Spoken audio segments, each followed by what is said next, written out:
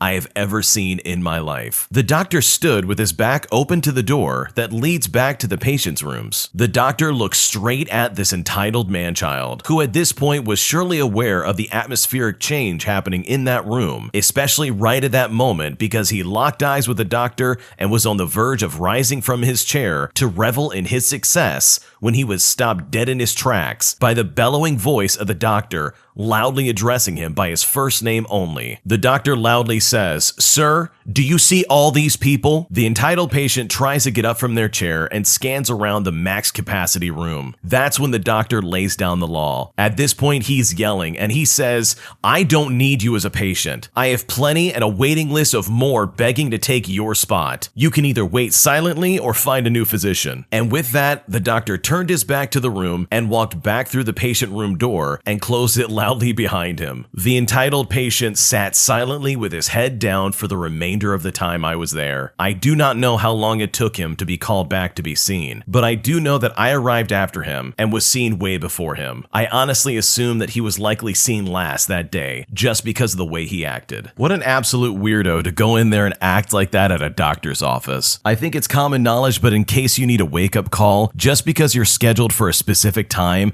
does not mean that you're going to be seen at that specific time. Accidents happen, emergencies happen, a lot of things can derail a day for a doctor to see their patients. You are just one of many people they're seeing that day. Their schedule is packed and you need to understand that. It's honestly always so silly to see people act like this in a doctor's office waiting room, especially when they're trying to get other patients involved in their, I don't know, mutiny. Like, what are you gonna do? Go back there and force the doctor to see you? That's a really quick way to get the police called on you personally. I just don't know why anyone would want to act like that, especially when the doctor that they were seeing apparently is really good. They come with high praise and it's totally worth seeing them. Why would you then ruin your chance to see them and basically start off on really bad terms with them? That's not fair for anybody. family. So yeah, this entitled patient got what they deserved, and hopefully they just left after getting completely owned by that doctor. Because I know for a fact that if I worked at that doctor's office, that patient would be the last person on planet Earth I would want to have to put up with on a regular basis. No thanks. This next one came from the Am I the Jerk podcast subreddit. Check the links in the description if you'd like to submit your own stories. Am I the jerk for not attending my little sister's play? Now, before you judge me, let me give you some background. I'm a 17-year-old male and my sister is close to 13 years old. I love my sister from the day she was born, but now she is acting weird. We went to different schools and she chose to attend the theater club. It's not something bad. I went to my school's clubs as well, and she has been working very hard with the rest of the kids on this play. Now, tomorrow they will perform to their family members, and we all want to see her, but for some reason, she doesn't want our aunt from my mother's side to come, and I don't know why. Our aunt is the best, by the way. We love her so much, and so does she. She is not an entitled person. She is very kind and sweet. Hell, my sister shares some characteristics with my aunt. Our uncle is also a great man. He's very calm and clever, and he's always been very kind to us. The worst part about it is that the day of the play lands directly on my cousin's birthday, so our aunt wants to move the party for the next week. My sister won't say why she doesn't want our aunt to go. She is okay for our grandma to come with us,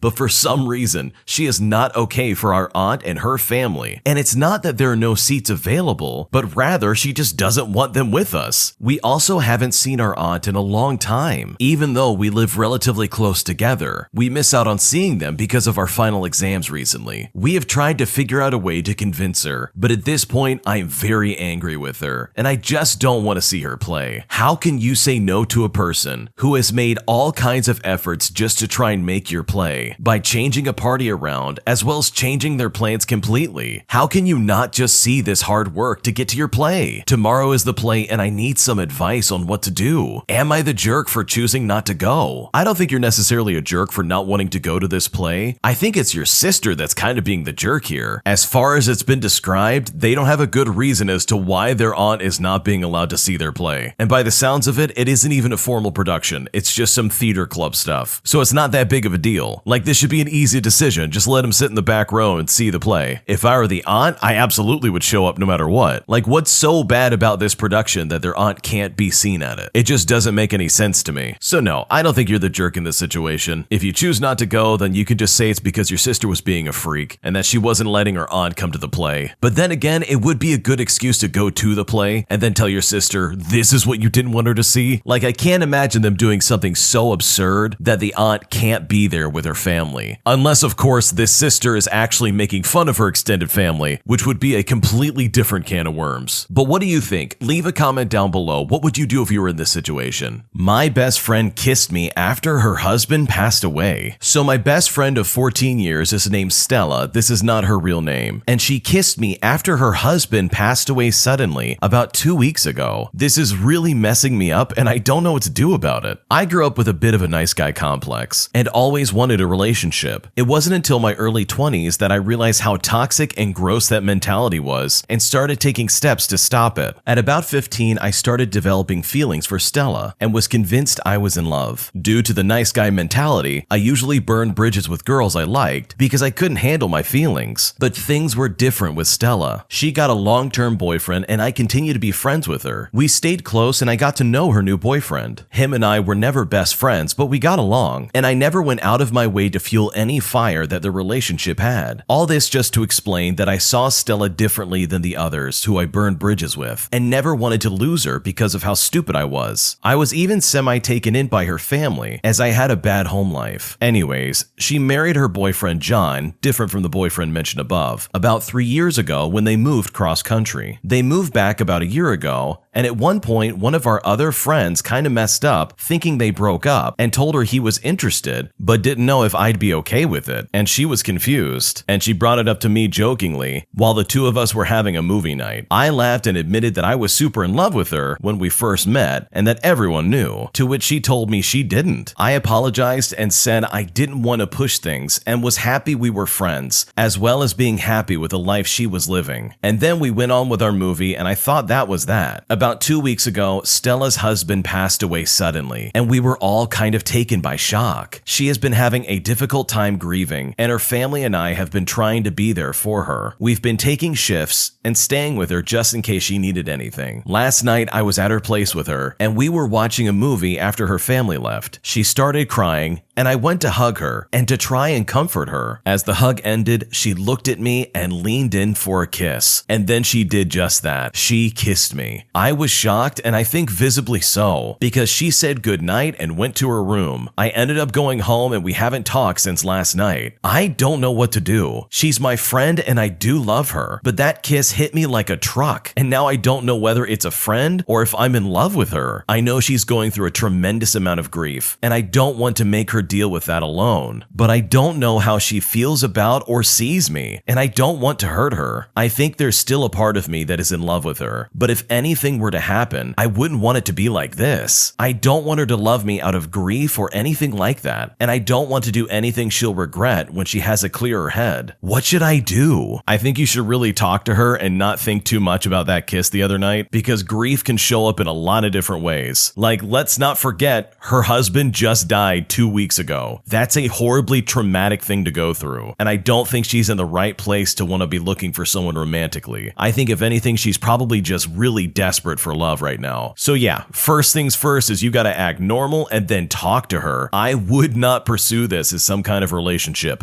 Not right now, at least. This is the wrong time to try and pursue that. And you could even go the route of not even talking about the kiss unless she brings it up. You've gotta go from her perspective and know that she's probably going through a lot right now. She just lost her husband, and there's a lot of things that go along with that. She is very much in pain emotionally, physically, and she really does need people there. There's also the reality that she probably really regrets kissing you right after you left, and there's a chance that she regrets everything she did the other night as well. So in my opinion, don't pursue this or see this as some kind of sign that she's in love with you. Even if you have some kind of crush on her, you need to give that time and let that happen naturally. But 2 weeks after her husband passed away is not really a good time to try and figure out if you want to start dating her. My older brother resents me because I'm taller than him. To start off, I am a 16-year-old girl and I'm about 5'9", so I know compared to most of the people that might read this that I'm not that tall. Now, my older brother is 17 and he is 5'6". Our parents are 5 foot as well as 6 foot for my dad. I outgrew my brother about a year ago, and since then he's been really resentful towards me. His growth plates are closed, so he won't grow anymore. This is the height he's gonna be at for the rest of his life. Before this, he's always been an amazing older brother and has supported me through thick and thin, and has helped me a lot with so many things. Since the day where we found out I was taller than my brother has ignored me as much as possible, and sometimes outright claims that I'm not his sister. This continued throughout the year, and finally yesterday I asked him why he hates me now. He actually responded and said he didn't hate me, but was really jealous of my height and felt he got apparently cheated in the genetic lottery, and that while it wasn't my fault, he said he'll avoid me as much as possible. This honestly hurt me so badly. My brother is an idol to me. I never even teased him for being shorter than me. In fact, I didn't comment on it ever at all. Has anyone ever dealt with something like this? Is there any way I can fix this situation? What do I do? I know the original poster says that their growth plates have been checked,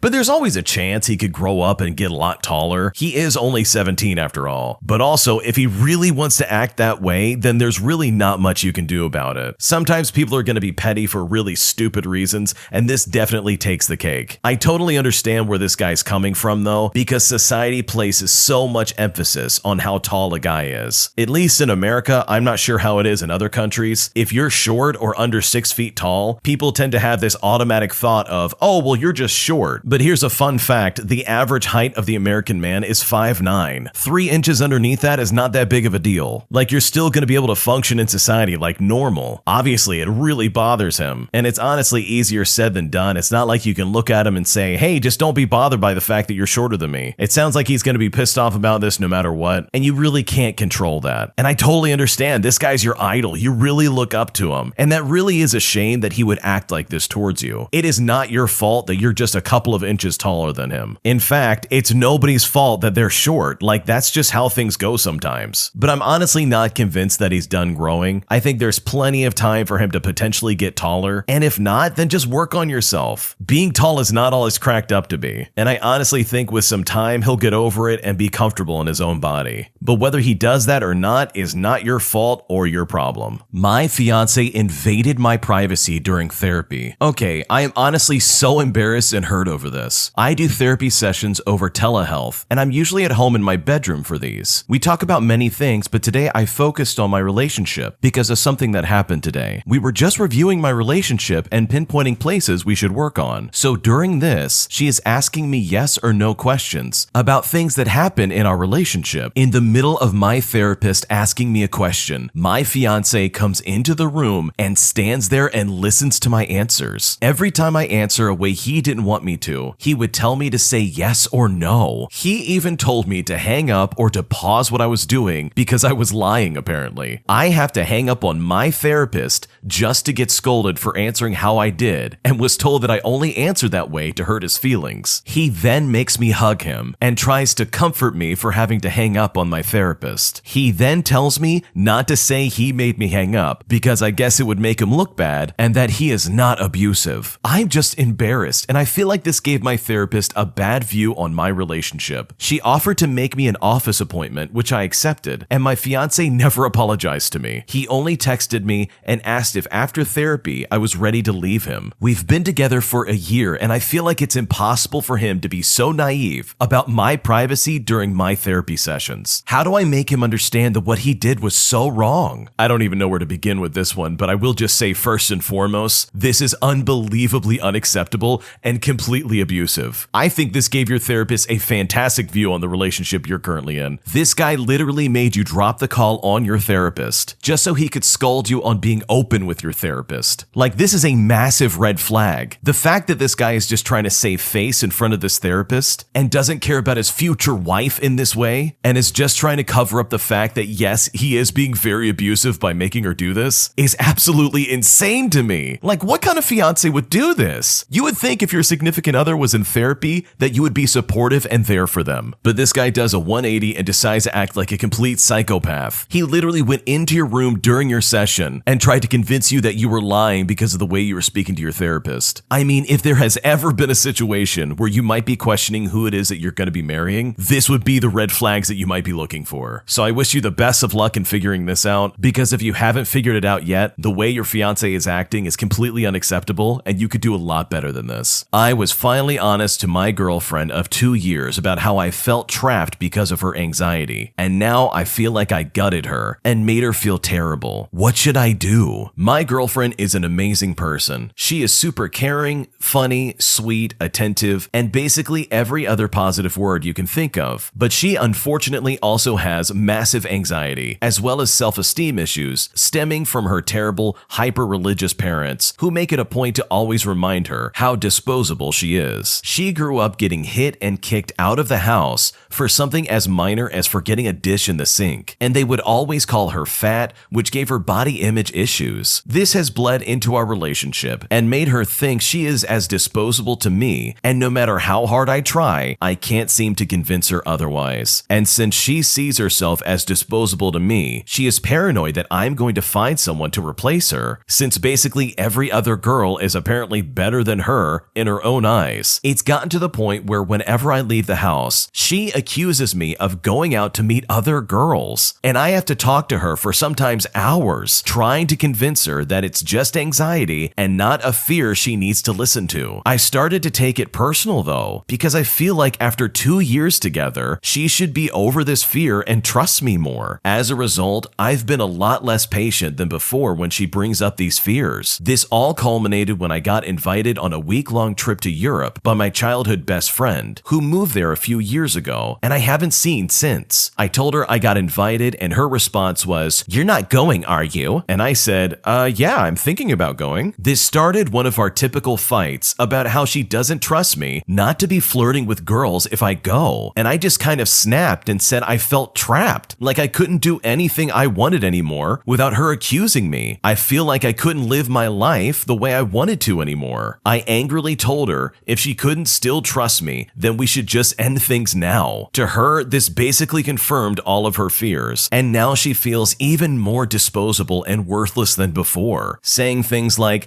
"I knew I wasn't good enough for you. I hope you can find someone who is isn't like me. We are currently broken up, but still talking, and both of us are not sure about whether we should try again. I feel terrible because I love her. I want to help her get over her insecurity and self-worth issues, but at the same time, dealing with constant accusations stemming from her insecurity is extremely stressful, and I don't know if I can get her to stop. Have any of you either had or been in a relationship with someone with anxiety and insecurity issues? And if so, how did you deal with it when it caused problems in the relationship? What should I do? You are not a bad person for expressing your frustration with them constantly accusing you of stuff, especially when those accusations are coming from nowhere. They are literally coming from your partner's own anxiety, and it is absolutely not fair for you to be labeled as something that you're not. That is absolutely abusive. I don't care what anyone says. It sounds like your girlfriend needs therapy and medication to help her get over this anxiety issue, and if she can't get over it, then to at least find ways to manage it. It sounds like there's nothing going on that's helping her manage these symptoms and these terrible feelings that she has. And in my opinion, your mental health is your responsibility. The fact that she's going after you and accusing you of all these things that are just blatantly not true is very unfair to you, and it's something that she needs to fix. So in my opinion, you're not in the wrong here. She is in the wrong for acting like this after 2 years of being together. It would be different if there were some kind of signs or something to say that, hey, maybe my boyfriend isn't being loyal. But for her automatic thought to just be, no, my boyfriend is automatically not faithful to me, that is, in my opinion, very toxic and does not make a good relationship. And no, anxiety is not as simple as just saying, okay, you need to suck it up and get over it. But at the end of the day, it is her responsibility to take care of her mental health. And clearly, based on what we've been told, she is not taking the steps necessary to take care of her mental health. Telling your significant other exactly how you feel and telling them what's going on and how you're feeling in the situation is exactly what should be happening in a healthy relationship. There should be communication, but it seems like the thing that is causing so much friction between the two of you is her false accusations against you that are baseless and just incredibly rude. So I don't know if there's anything you can do, and I really feel bad for your situation, but hopefully you can at least see that, hey, this is not your fault. But that's just my opinion. What do you think? Leave a comment down below. What would you do in a situation like this? An entitled Karen refuses to prepay for her daughter's dental checkup, so I have to put her in her place after she tries to make a scene. So first, some background information. My mom owns a dental office, and she just came back from a 3-week vacation and left me in charge of the office. Now, my job description is quite complicated because I am only available to help during the summers, and I know it may seem like I don't know what I'm doing because I got this job out of nepotism, but this is the first summer in almost 8 summers of working there where I feel I could actually handle the weight of the title of office manager. Something I've been trying to help my pushover mom with is standardizing policies. She grants a lot of exceptions for her patients, and it's very annoying unless she has an office manager who can stop her. But the pandemic lost us our last office manager, so I've tried to step up. We don't have a lot of difficult patients, but still, I knew there would be some pushback about enforcing policies. But I don't stay in the front a lot, and I'm young, so this is my first experience with an entitled Karen, and I'm pretty proud of how I handled it. So while my mom was gone, our associate dentist saw patients a few days a week, so I was the final authority if the more experienced staff had any issues. So one day, a patient comes in and assures us her mom will come in and pay after the routine checkup was done, all while she made the next appointment. Now, this patient was about a middle-aged adult, but it was very clear that she was dependent on her mom because of some mental handicaps. She is super sweet, and I told her that she needed to pay before we see her because it was our policy. And honestly, I didn't think she or her mom would run off with the money, but the boss wasn't there, and I didn't want to take any risks. So I asked her to see if her mom would have any problem coming in now to pay. When she came back and repeated that her mom usually comes in to pay when she's done, I assumed that if her mother had any issue with walking or anything physical, the patient would typically say so. So I asked one more time, "Are you sure?" And I see that she's getting nervous, and so she goes out again to ask. I felt bad putting the pressure on her to go and get her mom, but most of our patients are really understanding, so I figured her mom would just pay this time and ask the doctor about it during the visit. This old white lady comes in, walks straight up to the desk, and immediately starts going off on me. She tells me about how she's been coming here since I was born, and she has never had to pay prior to the treatment. I was very nervous because I haven't had anyone yell at me like that before, but I wanted to be nice, and I felt really bad because I'm a pushover just like my mom, but I have the benefit of learning from her mistakes. yikes. I tried telling her that we were implementing a new policy and I unfortunately could not waive it for her because the boss is on vacation, but this entitled parent would not let me have a word in. So I just waited patiently and listened to her while our two back office assistants stood there behind me, clearly visible to all parties. Honestly, I was trying really hard to come up with a workable compromise for her while she was yelling at me, but it was at that moment that this entitled Karen chose to use the wrong ammunition. She said she knew the boss very well and the boss wouldn't like me treating her this way. I dropped about 90% of my sympathy for her after she said that, but I tried to be patient and understanding. Then she threatened to go somewhere else, and at that moment, the last 10% of sympathy faded with her loyalty. I looked her dead in the eye, folded my hands on the desk in front of me, and gently but firmly said, "Okay." The silence was long and deafening. The look on her face was priceless. I never broke eye contact, but I broke the silence and kindly informed her that I am in fact the boss's daughter, so she needs to pay beforehand today and she is free to take it up with my mom when she returns. I also purposefully called her my mom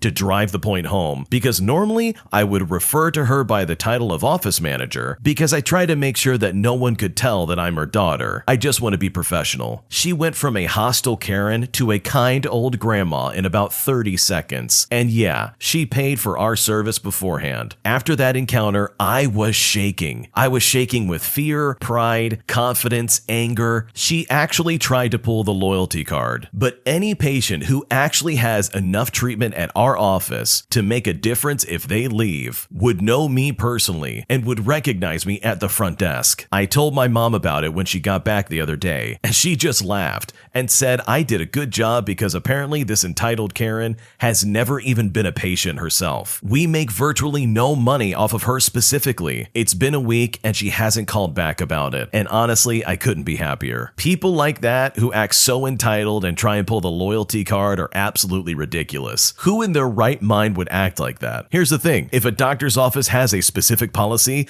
guess what? You got to play by those rules. You don't get to decide when and how you pay for your treatments. The people who decide that are the office manager and the staff, and you got to abide by it or you can get rescheduled. It's unfair to treat the staff so poorly and then to go back to the doctor and try and act like a saint. It's really disgusting and honestly very disturbing. So good for this lady for standing up for herself and laying down the law, especially with your mom being the office manager. That is just great. I honestly wish I could have been there to watch this lady dissolve into that kind old grandma, and we all know that's just a facade to try and get what they want. So good for you, and I'm super glad you put that Karen in her place. This next one came from the Am I the Jerk podcast subreddit. Check the links in the description if you'd like to submit your own stories. Am I the jerk for getting upset at my roommates over money? Up until this point, I was living with my maternal grandparents since Halloween of 2018 and never lived on my own due to financial issues, as well as being kicked out of my mom's house 5 months after turning 18. My job was an hour drive away, and I was getting really sick of the drive and having such a long drive back in the morning after dealing with customers all night. I work in a casino, by the way. It was a challenge for me to decide because during lockdown, I was dealing with my own mental health after the death of my best and only friend. This is someone I was best friends with in high school, and it was all due to COVID. Having died 3 days after Christmas of 2020, I was a mess and fell into a deep depression, and I also had very bad social anxiety, not even able to go to the grocery store without having a panic attack. It took me a long time and a lot of therapy before I found a job. When I started the job in December of 2021, I was extremely nervous and quiet. I kept to myself and did my daily duties and then just went home. After 3 months, I made my first friend. Her name is Maria, and she would soon become one of my roommates that I live with as well. She had helped me with coming out at work and becoming my first friend after my best friend had passed away, and that's when we met our other friend by the name of May. She had just moved back to the States from Guam and moved in with her aunt. Her aunt didn't like that she was sleeping during the day, even though she worked all night, so she gave her 1 month to find a new place. When we went apartment hunting, Maria was having her own issues with her current roommate and didn't feel comfortable staying there with her 2 kids and asked if we could find a place for all of us. We found a place and moved in together. May had no money after everything with the apartment was set and asked if I would cover her part of the house supplies, her groceries, and shared items until she gets paid. We split everything 3 ways to make it easier. I had a high credit limit on my credit card from paying my bills on time for a few years. I agreed with the expectation expectation that for each check, she would give me some form of payment to the credit card of what she owed. She agreed, and after buying stuff for the apartment plus personal items for her room, it was about $550 that she owed me. She had an unexpected trip to Mississippi to visit her boyfriend, who was stationed there, and when she came back, money was tight for her again. So I told her she could pay me back on her next check, not knowing, of course, that she asked my other roommate to co-sign with her to get a loan for $4,000. She bought a car for $2,000, as well as clothing, bedroom supplies, a brand new bed, as well as buying takeout, as well as going out. I only received $138 after I asked her if she was going to add to the credit card. 6 weeks have passed and it's payday. I asked her if she was going to add anything to the credit card again, and she said sure, but asked when the monthly credit card bill was due. I said in 3 days, and she kind of brushed me off. We had planned to meet for lunch with some coworkers I hadn't hung out with outside of work. Since it was Friday, work is extremely busy, and we agreed to just go for lunch, come back, and take a nap before work that night. When we get to the restaurant, she acts like a different person being around these people, like she's trying to fit in really badly. They even make fun of other coworkers' appearances and ask that May call out so they can go drinking. We have 3 call-outs already that night, including May, and it was just going to be Maria and I working on a busy Friday night. Instead of going to work and earning money and tips for the night, she calls out, leaving Maria and I to work and her evading having to pay for the money she owes me. I got mad because we have a deal and she hasn't paid me anything in 6 weeks, but will then instead go spending money left and right before anything else. I tried to keep to myself because when I get mad, I say things I either don't mean or later regret. So I kept quiet and I just ignored her. Now my roommate May is mad because I'm upset, and Maria saying I'm being annoying and just pissing her off with my attitude. They're making me feel excluded from conversations, and when I leave the room, they laugh like they're trying to make me jealous. I feel like I should just suck it up and wait for her to pay it back in her own time, but some of my other coworkers say I'm not in the wrong and I should get my money sooner. So what do I do? Am I the jerk? I don't think you're the jerk in this situation. I think your crappy roommate is definitely the jerk. It's been 6 weeks and they still haven't paid you back. It's not like that's a bunch of money. Like you could easily skim that off of any normal average paycheck and pay you back easily. They're playing you pretty well, and the fact that they've only paid you $138 is more than enough reason for you to realize, hey, I will never loan them any money ever again, because you'll never see it. That remaining $412 is something that you absolutely are entitled to, especially when it goes towards your credit card. Like, yeah, it sounds like you're going to pay it off no matter what, but the fact that your roommate has not given you that money to take care of it is really, really terrible. So no, in this situation, you are most definitely 100% not the jerk. I am going on a group trip without my girlfriend, and she wants to be invited to come along too. This trip is a group trip with some online friends, 3 females and 5 males, all ranging from 20 to 27 years old. These are friends with whom I have met very infrequently and haven't kept in touch with too much, but still I hold them to a very high regard in terms of being a good friend. My girlfriend is worried about something occurring between me and these friends and said the solution is to invite her. Unfortunately, this trip for me feels very much like a boys' trip with just this group of friends. She said if it was a boys' trip, then it would be okay, but since there's women coming along that she doesn't know, she doesn't feel comfortable with any of it. I also have not had too much contact with this group, so this is honestly like a reconnection with them. I should also note that no external significant others are coming. 2 of the people who are already in the group recently started dating. I'm willing to invite my girlfriend to events including this group afterwards, but I'm not sure if I'm able to invite her this time, as it is a headache to reorganize the cost, and also it is just an extended catch-up with this specific group. I will ask, but if they deny, she will get mad. What should I do in regards to speaking to her or the group? I really don't see the issue here. I think the original poster is just being a little bit silly. Like, it's not that hard to go up to a group of friends who you yourself said you hold in high regard and ask them like, hey, you guys want to meet my girlfriend? She's great. I'm going to bring her along. And then that's that. Like, is there any reason why she shouldn't trust you? Like, it just seems really silly for me that you can't just ask your friends, hey, can my girlfriend come along too? She really wants to meet you. And you can just take it from that angle itself. You can make up the excuse that, hey, my girlfriend wants to meet everybody. She's heard a lot about you guys, and so she would love to come along with this and be involved. I think you guys will love her. And then that's that. I think any reasonable friend group would be like, yeah, sure, bring her along. If they say no, she can't come along, then that's really a red flag in my opinion. Like, why would they not want want you to bring along your significant other. I totally understand that nobody else is doing that, but I don't see any legitimate reasons why she couldn't come along for this, aside from maybe the costs or just the logistics of all of it, which is understandable, but also you can work around that and figure it out. On the other side of this, the way your girlfriend is acting is really suspicious. Like, just because there are girls involved on this trip doesn't mean something is going to happen. And not initially and innately trusting your boyfriend that he's going to be loyal to you is really toxic in my opinion. And that's a really big red flag. Like, there's no reason why you shouldn't be able to trust him and say, yeah, he's not going to cheat on me, especially when there's been no real instance of him ever going behind your back or cheating or lying or doing anything. And as far as we've been told, this guy's loyal to his girlfriend just like you would with any other relationship. And no, anxiety is not a good excuse for you to say, oh, you're going to cheat on me. That's just weird and that's really toxic. So I can kind of see both sides of this, to be honest. But what would you do? Leave a comment down below. If you were in either one of these people's situations, how would you handle this? Would you be cool with your boyfriend going on this trip? Or would you yourself want to be involved and go along with it? Do you think this group of friends would be okay with a girlfriend tagging along? Or do you think this would be some kind of deal breaker? Leave a comment. We'd love to hear what you have to say. My significant other is upset that Father's Day did not go as planned. To preface, my significant other and I have been together for 3 years. We live together along with his son. So I had planned to take my significant other and his son to a restaurant that he had been talking about for months. So we made the drive and the place was closed on Father's Day. I did not have a backup plan, and my significant other offered no solutions, which I guess if we're looking at the logistics of this is totally my fault. We went back home and I prepared dinner for my significant other, my dad, and my sister. After dinner, we all went out for dessert. Everything was fine. That is until this morning when he went off on me. He was upset that we didn't spend any time together. He was upset that my sister and dad joined us for dessert, and he was also upset that my sister and I have family vacation planned for later this summer. For reference, this all got brought up during dinner. My family and her family, and we've been doing this for years. He says I don't prioritize him or his needs, and that I don't open up as much as he does. I told him I was sorry that Father's Day didn't go as planned, but I had no control over the restaurant. I would have happily have taken him there. I also told him that I had a trip planned for us a few weeks earlier. However, I am currently the only one working, so splurging on restaurants and souvenirs wasn't an option for this trip, to which he said he would rather not go because he doesn't want to go on vacation and eat ham sandwiches the whole time, or to have to tell his kid that they can't get souvenirs. I also told him that I've tried over and over to get him to plan things with me, but he says his plate is always full and he doesn't like to plan things. Eventually, the argument got really ugly, and he brought up issues we've had in the past. For example, 2 years ago, I begged him to take me on a trip somewhere. He declined because of his depression, and ultimately snapped and told me to plan a trip with my friends, and so I did. He also brought up how I take trips without him, and that I just go off with my friends and family, and that it isn't fair that he gets left behind, and that apparently while I go out, I'm supposedly living my best life. I'm just frustrated. I hate to throw 3 years down the drain, but this situation isn't improving. It doesn't seem fair that he is guilt-tripping me with my previous travels when I have tried and then tried again to get him to plan something, anything with me. It feels like anything I do is a problem for him, and I don't understand why. What should I do? This is really unfair the way your significant other is treating you, because it sounds like he's not happy with anything that you're doing, and that no matter what you do, it's never good enough. The original poster goes on to explain that for Father's Day, she did get him a lot of gifts, and that it's just unfortunate that the restaurant was closed, like it's not her fault. So in my opinion, this argument of being upset because he had to share Father's Day with other family members just seems really weird. Like, why would you not want your significant other's father with you on Father's Day? And it also seems like a lot of his arguments are just really petty and stupid. And if you really take a step back, it's not like this is a birthday or like some major holiday. It's Father's Day. Like, come on. Does it have to be absolutely perfect? And I bet you, even if that restaurant was open, it probably wouldn't have been enough. So to be honest, if you're looking for it, you are not to blame in this situation. This guy brings up past issues, and it sounds like he's very insecure with the fact that you're enjoying life. And this also does not ignore the fact that you've tried to involve him in almost everything you've done. You've even said, hey, let's go on a trip somewhere together, let's plan something. But he refuses to do anything. So I would not blame yourself for anything that's going on, because honestly, based on what you've explained, the way that things are going and the fact that you're fighting so much really stems from this guy. Should I share a tip from a customer who went out of their way to give it to me personally? With 20 years experience and having been trained in fine dining, I was quite shocked by what I experienced yesterday at my new workplace. It is a private members club with less than 500 members, so most people are well known and they know the staff. We had lunch bookings between 12 o'clock and 2 p.m., with most arriving at around 1 o'clock p.m., in total about 49 people, with half of them being tables of 6 and above. It should not be too difficult. As the new person, I was assigned to take food out. Our supervisor was taking orders, a long-standing colleague was supposed to seat and welcome, and I believe brought drinks from the staff bar to the tables. I did not witness much of what they did, but I did notice that service broke down with people waiting a long time to have plates cleared, as well as orders for dessert and more drinks taken. Yes, we were short-staffed, but the staff there was also not properly trained. The young lad working the bar carried glasses with drinks to the table and without a tray, which is just unexcusable, as well as touching the glass right on the rim. That was one of the first points of my training, and there were other issues as well. The dessert cutlery was not pulled down. The salt and pepper had not been removed after their main course, and empty glasses were not being taken off the table. Eventually, a table of 3 stopped me in the corridor after they moved from the table to the lounge for coffee to order, which I was able to fulfill promptly. As they went to the reception desk to pay, the gentleman approached me in the corridor and pressed a note into my hand. I debated with myself to put it into the tip jar, but I felt he meant to give it to me only, so I kept it, and I felt I deserved it overall. Should I have put this in the group tip jar, or am I good to just take it myself? What should I do? I think that customer gave it to you specifically, so personally, I don't think it's right to put it in some kind of community tip jar, especially if the rest of the staff like you're describing is not as well trained as you are. That tip is for you specifically. I know for myself, when I have a server who does a really good job, if I want to make sure that they receive a tip, I give them cash in hand. Sometimes the tips you get off of credit cards go to like a group thing and everyone gets paid out equally, which I think is ridiculous. So whenever I go out to eat personally, I bring cash with me just for that occasion. So no, don't give that away to your other coworkers who clearly were not working as hard as you were. You knew how best to help the customers that were around you, and that tip absolutely belongs to you. An entitled store owner tries to blame me for his shop going out of business. So I've been building PCs since about 2009, mostly for myself, but I've built a bunch for friends over the years. So my friend's PC stopped working due to his power supply breaking. He had bought a pre-built computer from a company, but they didn't offer that particular model anymore, and trying to get a replacement power supply unit from them was more trouble than it was worth. So I went to the PC shop downtown. This shop sold various parts, but where they really made their money was with their pre-built computers. I went in looking for a power supply, and the owner asked me if he can help. So I explained the situation. He then says that instead of buying a power supply that I wouldn't even know if it fits my friend's case, that instead I could buy a pre-built computer for X amount of dollars. He said that I could even buy one for myself. I responded by saying, just the power supply, thanks, but I'm good. I just built my own PC. This seemed to annoy the owner, but I didn't really care. I paid for my stuff and I walked out. A few weeks later, I ended up building another friend his own PC. I generally ordered the parts from a guy I knew. He could get me almost anything I wanted. The only thing was I had to pay cash because debit machines are expensive, and he was operating his little side business as just that, a small-time side business. So I put together my friend's PC and I told him how to clean it and generally how to take care of it. I figured I would make him a PC upgrade kit with some extra cables, some thermal paste, and a few other things he wanted. So off to the PC store I went again. It wasn't my first choice, but I had already used all my extra cables for either my PC or my friend's build. The owner's employee was working, and I bought probably $500 worth of things. I found a sound card I really wanted, among other things that were quite interesting. The employee called the owner out, and he gave me a dirty look but rung up all the items. The owner then said to me, "So you won't buy any of my pre-builts or send your buddies in to buy any? You would be really helping out a small business owner." I responded by saying, "I'm not interested. I can build what you're selling for a lot cheaper,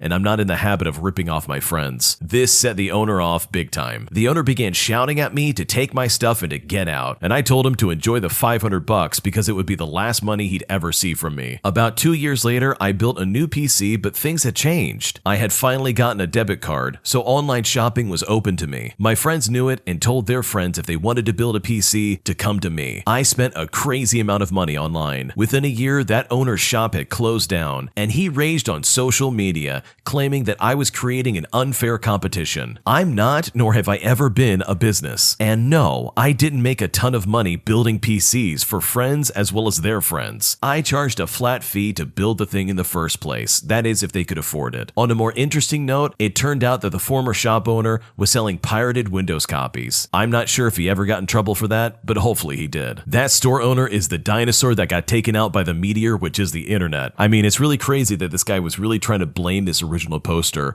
for his business failing. I mean, it's not his fault that the original poster knew what he was doing. I mean, talk about looking for a scapegoat in a situation when you're probably just a bad business owner. That owner probably would have generated a lot more revenue as well as interest in his organization and his store if he didn't chase off every single person who was trying to just build a PC. Like, you gotta do more than that, man. You can't blame your bad business structure on some guy who's just a casual novice who clearly just does this on the side to help his friends out. He didn't destroy his business, you did. And the fact that they're selling pirated material to customers is just really gross. I can see why his business fell apart. At the end of the day, the original poster is not at fault for this guy's failing business. He has to own up to that, and hopefully whatever business he starts next, he won't chase off customers just because they know what they're doing. This next one came from the Am I the Jerk podcast subreddit. Check the links in the description if you'd like to submit your own stories. Am I the jerk for deciding to never forgive my friend who kicked me out of her house? For context, I'm a 26-year-old female, and I'm currently staying in my university city for 10 days to take my exams. I moved out of this city not too long before the whole COVID-19 situation started, all because I did a semester abroad in Spain. When I returned to my country, I moved back with my family due to financial problems. I couldn't afford to live in a shared apartment in my university city anymore. These last few years have been a roller coaster of emotions. My father passed away from COVID last year, and he left my family a huge financial problem, both legal and illegal ones. I never had a good relationship with my father, all because he was terrible to me when I was a child, all the way up until I was 16 years old. Fortunately, my parents split in 2019, but I developed a serious anxiety and depression issue because of that. I had to face multiple situations with my family, all because of my father. Fast forward to now. As I said before, I decided to come here to take these exams, even though I could have done those online. I needed a breath of fresh air considering all that I've been through. I asked a friend, we'll call her Stella, that's not her real name, if I could stay 10 days at her apartment. This way we could still hang out together, and I could have saved some money. Stella and I were roommates for a year and a half before I went to Spain. We developed a beautiful friendship, or so I thought, and I stayed in contact during the years. She always used to say that I am her little sister, and that we supported each other during difficult times. When we used to live together, we had 3 flatmates. One of them we'll call Billy, that's not their real name. Billy and I were friends initially, but after I broke up with my ex, we started to get more intimate and develop some feelings. This lasted for a short period of time, because Billy studied abroad in America, and when he came back, we decided that it was better to end whatever was between us. Stella and Billy were good friends when we lived together, and continued their friendship during these years. Instead, Billy and I stopped talking to each other in 2019, because he started seeing one of Stella's friends that didn't like me much due to my previous relationship with Billy, or whatever it was, to be honest. A few months ago,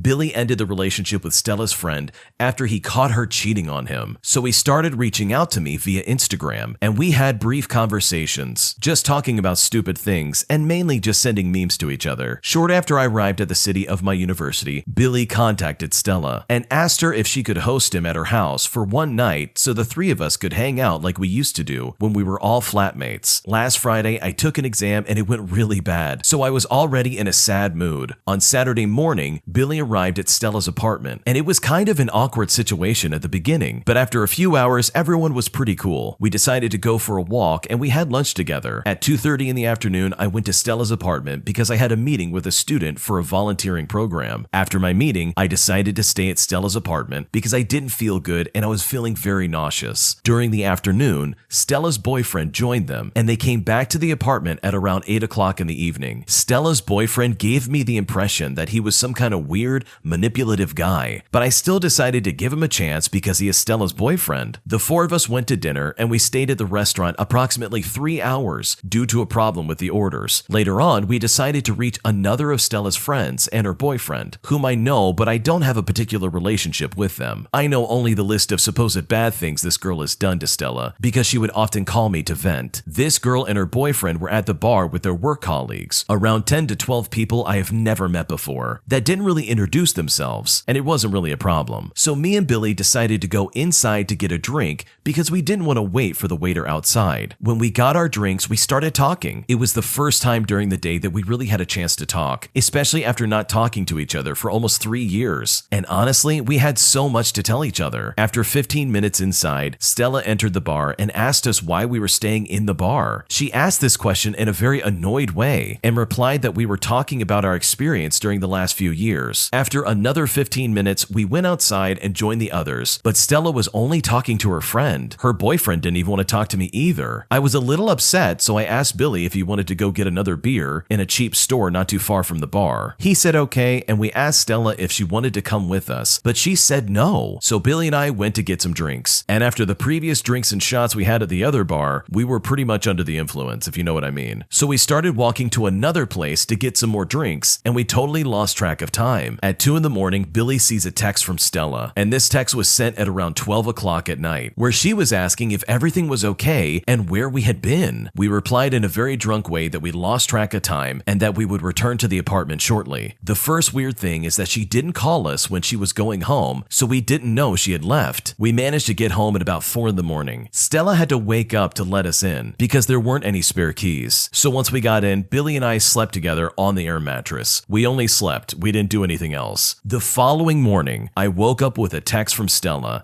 saying that I had to take all of my stuff and disappear from her apartment. I panicked and tried to call her, but she declined all of my calls and later told me and Billy that we were rude during the previous night and that I had a gigantic ego. I know that what I did was wrong and that I owe her an apology, but I am shocked that she decided to kick me out, especially after she insisted on me staying at her place during these 10 days because I wanted to go to an Airbnb. I took all my stuff and went to another friend's house and blocked her everywhere. None of my friends are calling me a jerk with this situation. They all pretty much agreed that coming back at 4 in the morning was wrong, but we all think that she should have confronted me before kicking me out. But I really need to see other perspectives first. So am I the jerk for deciding to not forgive her if she comes back to her senses, as well as wanting to cut her completely out of my life? While I don't think that Stella should have just outright kicked you out of the apartment for staying up until 4 in the morning, as well as forcing her to get up just to let you in, not to mention the fact that you've been out drinking all night and you kind of ignored her, especially when she's opening her house to you, I do think you were in the wrong for doing that. And that's probably a huge reason why Stella said, hey, you gotta go. I think it's a really extreme response, but I can completely understand where she's coming from. But in that same vein of thought, I really don't think that warrants you getting kicked out of her apartment the first day. There should 100% be a conversation about all of this, but I don't think you should be kicked out of the apartment all because you stayed out really late. I think there's some middle ground here that could easily be seen. And I also don't think you should cut this person out of your life completely. Like, you have a long history with this person. There's no reason to just throw that out the window just because Stella overreacted. I would at least try to talk to her first and be like, hey, whoa, let's figure this out. So my final verdict is I think you're both kind of in the wrong, and I think some communication would really help in figuring the situation out. But what do you think? Leave a comment down below. What would you do if you're in this situation? An entitled woman tries to put my dog up for adoption. My fiance and I adopted a dog a few days ago. We haven't had a dog before, so when our dog started pooping and peeing all over our house, we were a little freaked out. So we turned to a Facebook dog group for advice on how to help our dog. We learned it was simply the dog adjusting, and we didn't need to be concerned. However, this is where an entitled Karen comes in. This Karen jumped to such a conclusion, I'm surprised she didn't hurt her leg. She honestly believed that because we had no clue that a dog would go to the bathroom all over our house for the first little bit, especially after just getting them, and that clearly meant that we shouldn't have a dog and that we were likely abusing it. The Karen took it upon herself to steal pictures of my dog from my Facebook account to then literally put her up for adoption, sharing my user to random people looking for a dog. When we told her to get lost, she threatened to tell the rescue facility that we got our dog from that we were abusing the dog, and that she would then call future rescue facilities that we might contact just to warn them about us. She then made several posts about how we abuse our dog despite not even knowing us and never talking to us outside this situation. Thankfully though, we reported her to Facebook, and hopefully we never have to hear from them again. What a crazy situation. Imagine going on Facebook just to try and get advice on this new dog that you have no experience with, only to have some psychopath try to be like, you clearly are treating this dog wrong. Let me put it up for adoption for you. Like, what kind of nutjob would just jump in and interject himself into someone else's life and then pretend like it's the other person's fault for just being so weird and toxic. Like, what a complete freak. But honestly, two people can play at that game, because now's the time where they could have easily taken her account and posted it everywhere, stolen pictures of her, and started to make up weird rumors about her. All jokes aside though, this is really weird behavior. You don't just do that to someone else's dog, especially when you've never met them. Hopefully they figured out how to better handle their new dog, and hopefully they never have to deal with this crazy Karen ever again. I found out my mom is cheating on my dad, and I don't know what to do. Growing up, I received a lot of love and affection from both of my parents. Family has always been my weakness. Anything bad involving my family, I always feel most stressed out and the most anxious. My parents are always fighting, and it became a normal thing in my life. Everything was going great until I found out that my mom is cheating on my dad. I first found out in early 2020, and I was 14 years old at the time. My mom picked me up from school as always. She was waiting for me inside the car, and she was on a call. I got in the car and sat in the passenger seat at the back, waiting for her to finish the call. She wasn't on speaker, so I did not know who she was talking to. I just knew that it was a guy since I heard a bit of his voice, so I just assumed that it's her coworker or a friend, which I didn't think much about. The call goes on for another 2 minutes, which then I heard the guy say, "I love you" to her. That shocked me so much. I wish I misheard that. My mom tenses a bit, then took a glance at me from the rearview mirror. Then the call ended. The person she was on call with definitely was not my dad. My parents never said "I love you" to each other, especially from my dad. Even if it was my dad, I would definitely remember his voice. The call wasn't on speaker, but I heard everything. My mom looked worried and acted strange. She then turned back to me, asking some weird probing questions, most likely just out of anxiety. I didn't question her about it, so I just let it go and continued with my day. But it got stuck in my mind for several days. Then I decided to look into it further. I got her phone password and went to the call history to see who it is that she called when she picked me up from school. Then I realized that he was her coworker that she met at work every day. I was in disbelief, but I needed more evidence to confirm that my mom is really cheating on my dad. My mom regularly uses WhatsApp to text people. When I looked in the chat box of my mom and him, I noticed that their messages were deleted. That makes me even more curious as to why she deleted it or felt the need to. I knew that they were texting every day because it leaves a timestamp, but in this case with no messages in their chat box. So I decided to install a notification saver on her phone to see their texts, and it worked. I see all kinds of messages that I didn't want to see from him. I never knew my mom would do this to our family. She was the best mom ever and was my role model. It makes me so disappointed in her actions. Since the app was a notification saver, I didn't see what she wrote to him, but I took screenshots of everything and sent it to my phone. But seeing his messages made my heart sink, and I cried uncontrollably. It was the worst feeling ever. Every day after my mom comes back from work, I always sneak into her phone to see those messages and check what they are up to each day. There wasn't a day when I read those messages and didn't cry. It just pains me so much. They were calling each other cute names, saying "I miss you" and "I love you" regularly. It grosses me out when I saw him in the text calling my mom his wife. They always plan to go out together after work. Since they work in the same place, it's easier to meet. I started digging more, and I found out that he had a wife and a daughter that is currently working. They always post pictures of their family, which makes me feel sad for them not knowing what the head of their family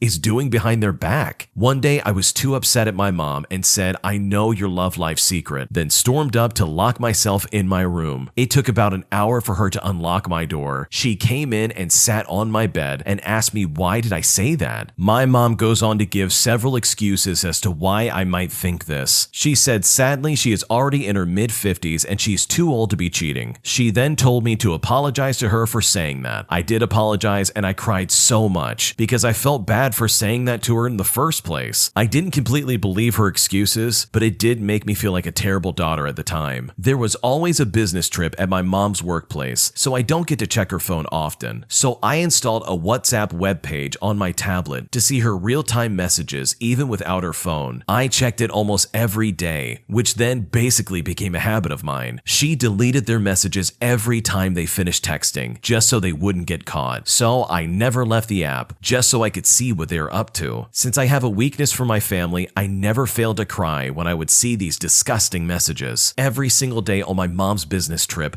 at midnight he always texts my mom asking for her room number and asking her to open the door. And of course she went to open the door, or else she would have declined him or refused to tell her room number on text. Only God knows what was going on inside that room. I didn't know what to do, so I kept calling her until she picked up. She picked up after 6 calls and got mad at me. She said that I was supposed to be sleeping and said I was disturbing her sleep since she was too tired from work. She then proceeds to turn off the internet for me. I was at my lowest point that time. I felt miserable. I do not know what else to do to stop them, and I cried myself to sleep. Her business trips go on for a week. And it happens every day. The same text conversations, the same response. There were many business trips that my mom went on this year since COVID in our country has gotten so much better. She is currently on a business trip right now. He picked her up at my house 3 days ago. I knew this because I read their chat from the night before my mom's trip. She told him to not come out of the car, she being afraid that my dad or me might see him. My mom was acting super suspicious, telling me to just stay in the house and to go back to sleep instead of sending her off into the car. I really wanted to see his face, so I said it was okay, I'm not sleepy anymore. She then yelled at me and closed the front door at my face. This put me in a melancholy mood until now. I didn't bother texting her or calling her, even though I knew that guy was in her room every night. I was too mad at her. I still check her messages through my tablet regularly. I can truthfully say that this completely destroys my mental health. I just wish she would come back home safely from her trip. I still love her very much, regardless of her actions. I never wanted to tell my dad about any of this. I don't want my family to be separated. The thought of them getting a divorce completely destroys me. I can never let that happen. There were times that I wanted to tell my dad about it, but I was afraid that it's just gonna hurt him. I know that my dad deserves to know everything about this, but the relationship between my parents was already pretty bad. They sleep in different rooms and got into a fight every day. I don't want their relationship to get any worse than this. I did try to give hints to my father several times, but I don't think he's getting it. My mom is the best mother for me and always will be, but she is the worst wife to my dad. I feel guilty and sad for my dad every time I see him. I feel so bad for him that I can't even look at him directly in the face or else I'll cry. He is such a good person and doesn't deserve any of this happening. I think the reason that leads my mom to have an affair is that my dad wasn't a romantic person at all. He doesn't buy flowers or give anything to her, not even on their anniversary or her birthday at all. I've never seen them kiss before in my entire life. I have no idea how long my mom has been with her coworker, but I am sure that it's been more than 5 years. Ever since I found out about the affair at the start of 2020 until now, I still hold my anger towards her, but I do not have the courage to tell my dad about it. My family is everything to me. I would rather cease to exist than see my family get separated. I have a little brother that I care about so much. I knew telling my dad would affect his life,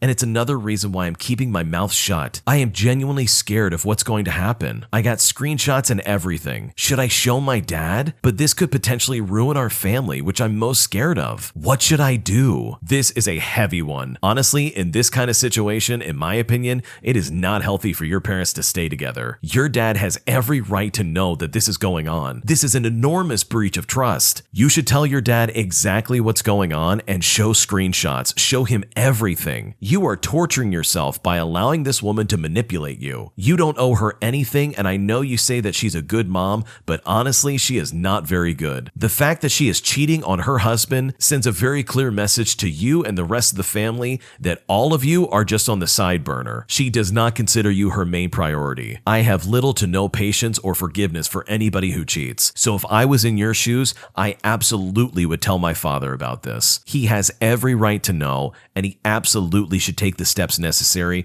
to get you as well as your little brother away from her. And you have years of proof in front of you. I know it may seem scary, but this is honestly the right thing to do. But that's just me. What would you do if you were in this situation? Leave a comment down below. We'd love to read it. An entitled dad loses his mind and makes a scene at a movie theater, all because he didn't get what he wants. And because of his actions, he got kicked out of the theater. I work at a movie theater, and the other day there was a father and his kid coming to see the new Jurassic World Dominion movie. They were in line for concessions. asking to purchase the limited edition popcorn bucket we advertised for the movie. So they walk up to the concession stand, I take their order and confirm that they want 2 regular popcorns and 2 medium drinks. The dad chimes in and says, "Yeah, but I have one question. My son saw this popcorn bucket being advertised along the movie. Do you guys still have any?" I looked up and I told him, "Unfortunately, we sold out on opening night and we aren't expecting to get any more." I then apologized for the inconvenience because I know some customers like to have these buckets. He then says, "Well, what about the one behind you? Can we have that one instead?" The one he was referring to was a display, so I told him, "No sir, that's not for sale." This guy starts screaming and yelling. He says, "That's ridiculous.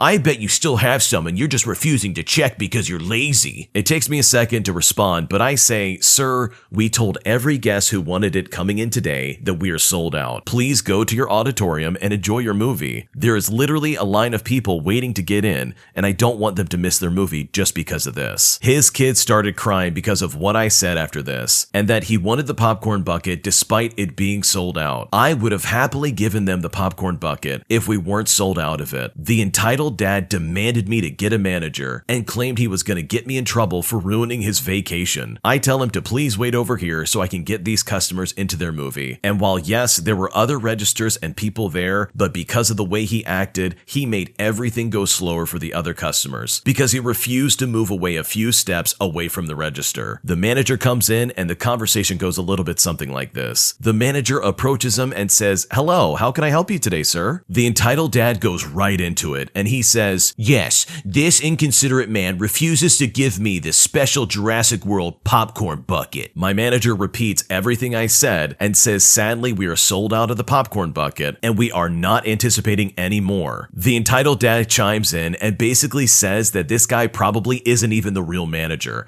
and that he's just trying to back me up. He then again demands that we sell him the one that we use as a display that's standing behind us. The manager says that we cannot sell you that one as it's just a display and we aren't getting any more, so there's nothing I can do in that regard. The entitled dad decided that this was not enough, so he demands to speak to the one in charge of the entire building. We called a general manager who is higher up than the normal managers and have honestly the most power here at the theater, and she explained to him exactly what we've been telling him. The situation was honestly going nowhere, and he decided to dump one of his popcorns he paid for all over me. I was covered in it, and he told me to apologize for my behavior when I was just doing my job. After this, he got kicked out of the building, and as a cherry on top, he didn't get a refund either, especially with the way he was acting. What an absolute nut job. It takes a special kind of stupid for someone to demand something that an organization or a business simply ran out of. Like they literally ran out of buckets after opening night. How can you not understand that? And then as a result of going through literally every manager, this entitled dad decided to assault the person that told him no in the first place. That's just crazy to me. I mean, this entitled dad was ready to risk everything. Jail time, a misdemeanor, all for that bucket for his stupid kid to eat out of. But overall, this is kind of a silly thing to get upset about, and hopefully that guy never goes back to that theater and acts like that ever again. Today I messed up by asking my employer of 3 years how much maternity leave I would receive after I had my baby, while also suggesting that I work part-time remotely. Instead, I got fired, and now I'm in complete shock, and I don't know what to do. My husband and I conceived in March, and we started to plan how we would handle the logistics of our first child, since we both work full-time. My husband works remotely and I work in an office. I wanted to be able to work remotely as well and go into the office as needed so that I can still be home with my baby. I thought the worst case scenario was that I would be given a few weeks of maternity leave, and then if they disagreed with remote work, that I would just go into the office per usual and we would hire a caretaker to help with the baby during the day. Well, I was completely wrong. After scheduling a meeting with my boss to notify him of the topic of discussion, I was told that I wouldn't be given any maternity leave and that it would not be paid by the company, and that the state would pay 67% of my salary for 12 weeks, and that after 12 weeks, I shouldn't bother returning to the office. Basically, I was fired and given 0 maternity leave. I am in shock. I really like this place and I thought they liked me too, but I guess not. This is a terrible situation to be in, and I'm not talking about the original poster here. I'm of course talking about her former employer. You see, this person just fired them for being pregnant. And I'm no lawyer, but I'm pretty sure there's laws that protect against this. I know of FMLA as well as PDA, both of which protect employers from terminating employees due to pregnancy or pregnancy-related conditions. I'm not a lawyer, so you shouldn't take my advice, but personally, if I was in her situation and I had a baby on the way and I had just gotten fired for having a baby on the way, you better believe I'd be getting a lawyer. There's no way I would let that fly for a second. I would absolutely record everything. I'd get every kind of statement,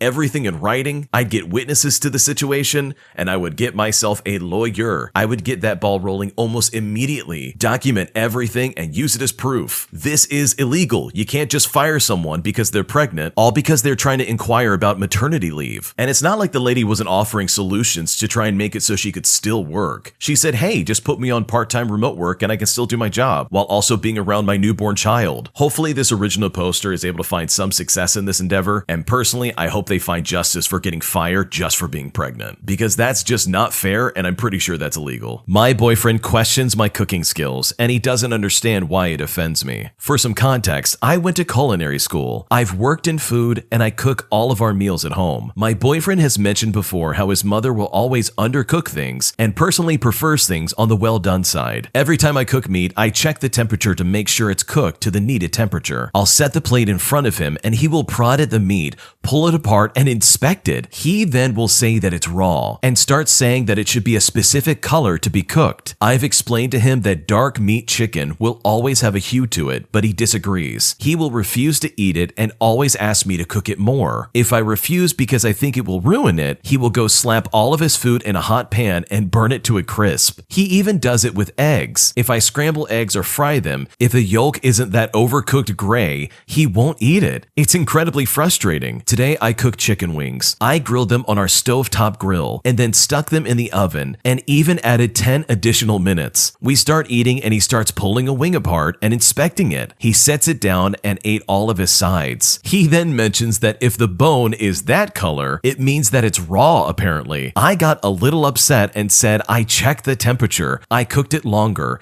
Do I need to burn it to a crisp for you? He said that I was getting too offended, so I took his wings and I put them on the stove and burnt them completely black. I gave it to him and he said it was perfect. I was irritated because I had just bought a new spice blend and wanted to make a specific recipe, and now it's just completely burnt. He told me you shouldn't get so offended that I don't want food poisoning. I then asked him if I've ever given him food poisoning and he said no. I then told him that it feels like he doesn't trust my integrity as a chef to cook food properly, and I do find it offensive that he is always questioning my ability to properly cook. I just don't know what I should do. I'm honestly unsure of how to show him that the things he's saying and the way he says it is really hurting my feelings, as well as ensure to him that I am properly cooking his food. He's angry with me for getting mad at him for wanting his chicken cooked longer. How can I make him see he's being an immature, picky child because he wants all of his food burnt? What should I do? This is such a terrible thing to have to go through, especially for someone who went to school for this. They busted their butt in culinary school, learning all the ins and outs of cooking, only to then have their husband who knows nothing about cooking to then criticize and pick apart everything they're doing. It's just incredibly mean and really toxic. Like, you don't treat someone like that. But thankfully, there is an easy solution, and I think this will take away a lot of your stress. Simply stop cooking for him. Just stop. Tell him that you love him and that you want him to be secure in what he's eating, so you're just not going to cook for him anymore. If he wants to make any food, he can do it himself. Burn it to a crisp. This way you can still enjoy the food that you like and he can make whatever he wants. If he's going to be that hypercritical of what you make every single time,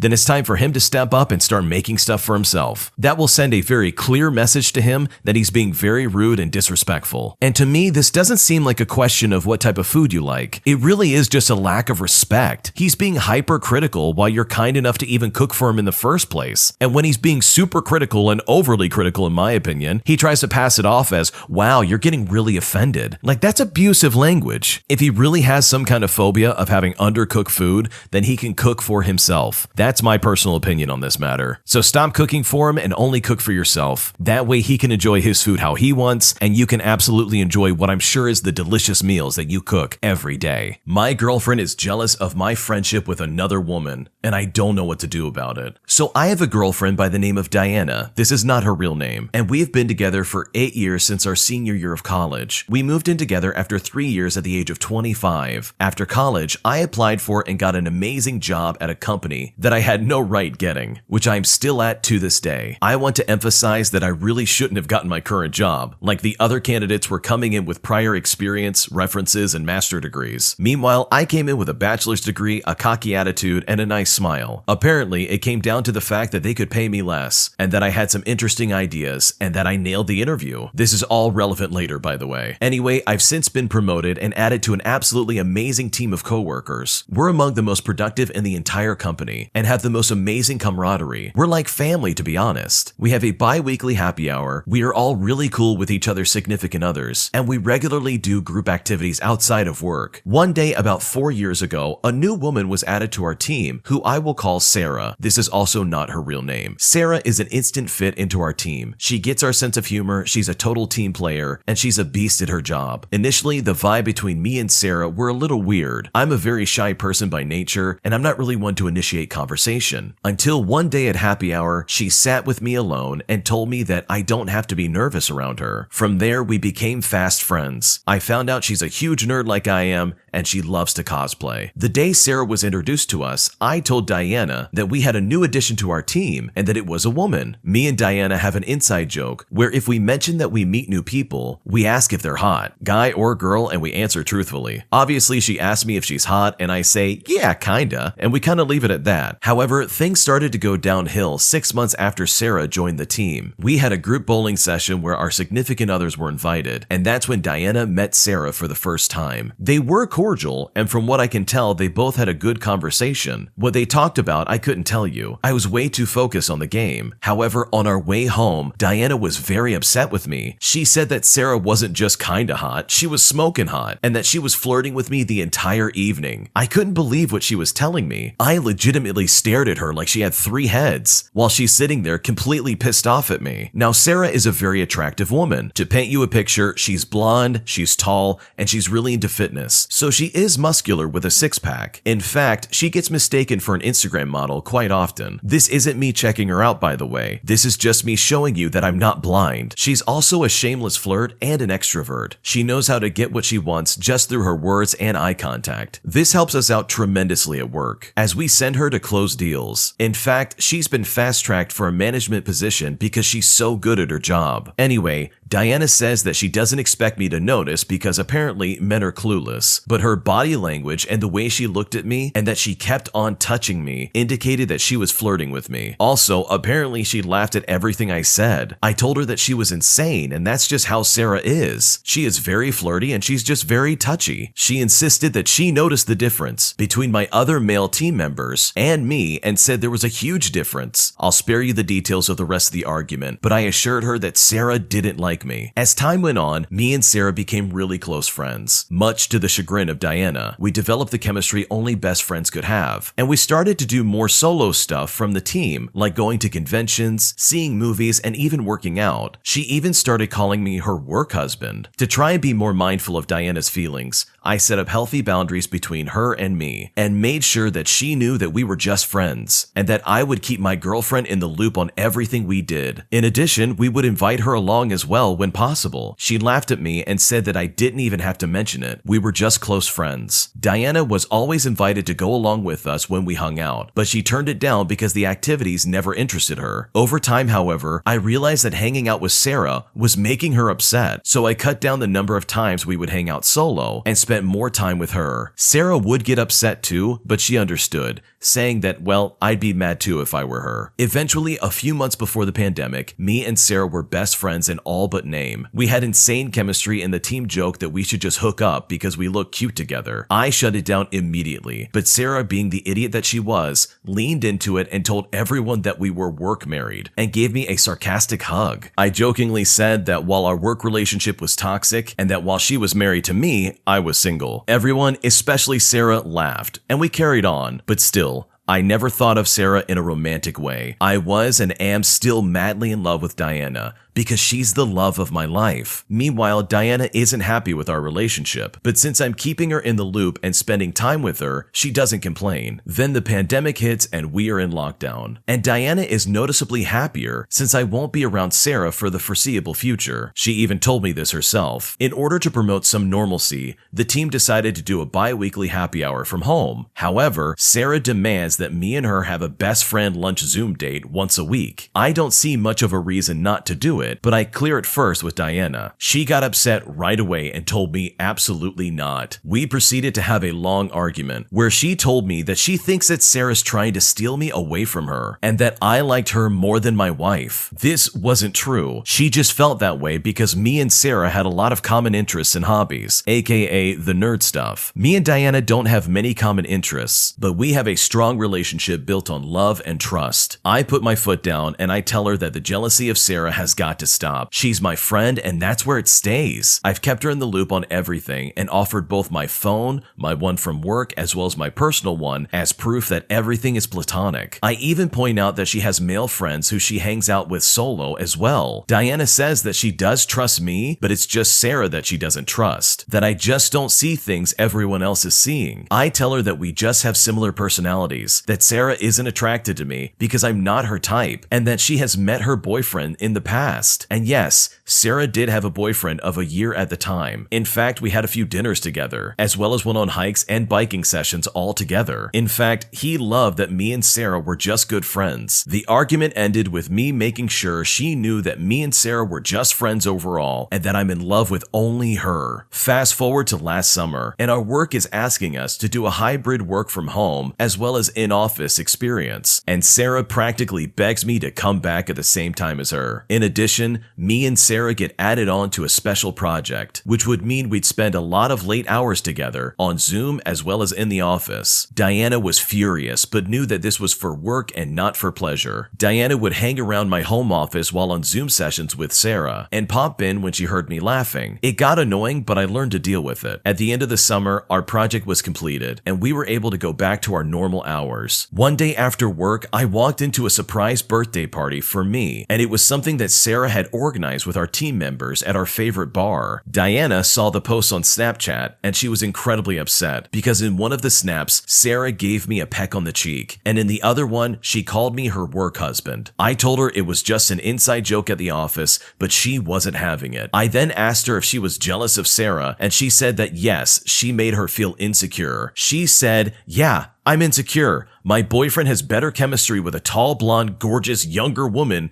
in ridiculous shape than me." I told her that she was being shallow and unfair. She told me whatever and to just go enjoy my girlfriend. In the interest of preserving my relationship, I pull back on hanging out with Sarah. She understands completely, but is devastated. We still talk plenty at work and at team activities, but no more solo stuff. Things get a lot better between me and Diana for about 6 months, and she doesn't bring up Sarah anymore, but things came to a head last week. Sarah broke up with her longtime boyfriend a few months prior, and she was feeling particularly lonely, so she rang me up to try and hang out. It had been at least 6 months since me and her had done anything solo, so I figured that Diana would be okay with it. I then told Diana that we wanted to hang out, and if she wanted to come, she was welcome. To my utter surprise, she agreed to come along. We then proceeded to have an amazing time hanging out, and I made sure to devote what I felt was equal time to both women. Afterwards, though, things went downhill fast. Diana exploded on me as soon as we got home. She said that Sarah looked incredibly upset that she was even there, and that we were way too close to each other emotionally, and apparently she was being very possessive of me, and was touching me way too much, and that I was stupid to not realize what she was doing. She then told me that she doesn't want me hanging out with Sarah anymore, and that I should even start looking for other jobs to get away from her. I didn't take this very well. I love my job, I love my team,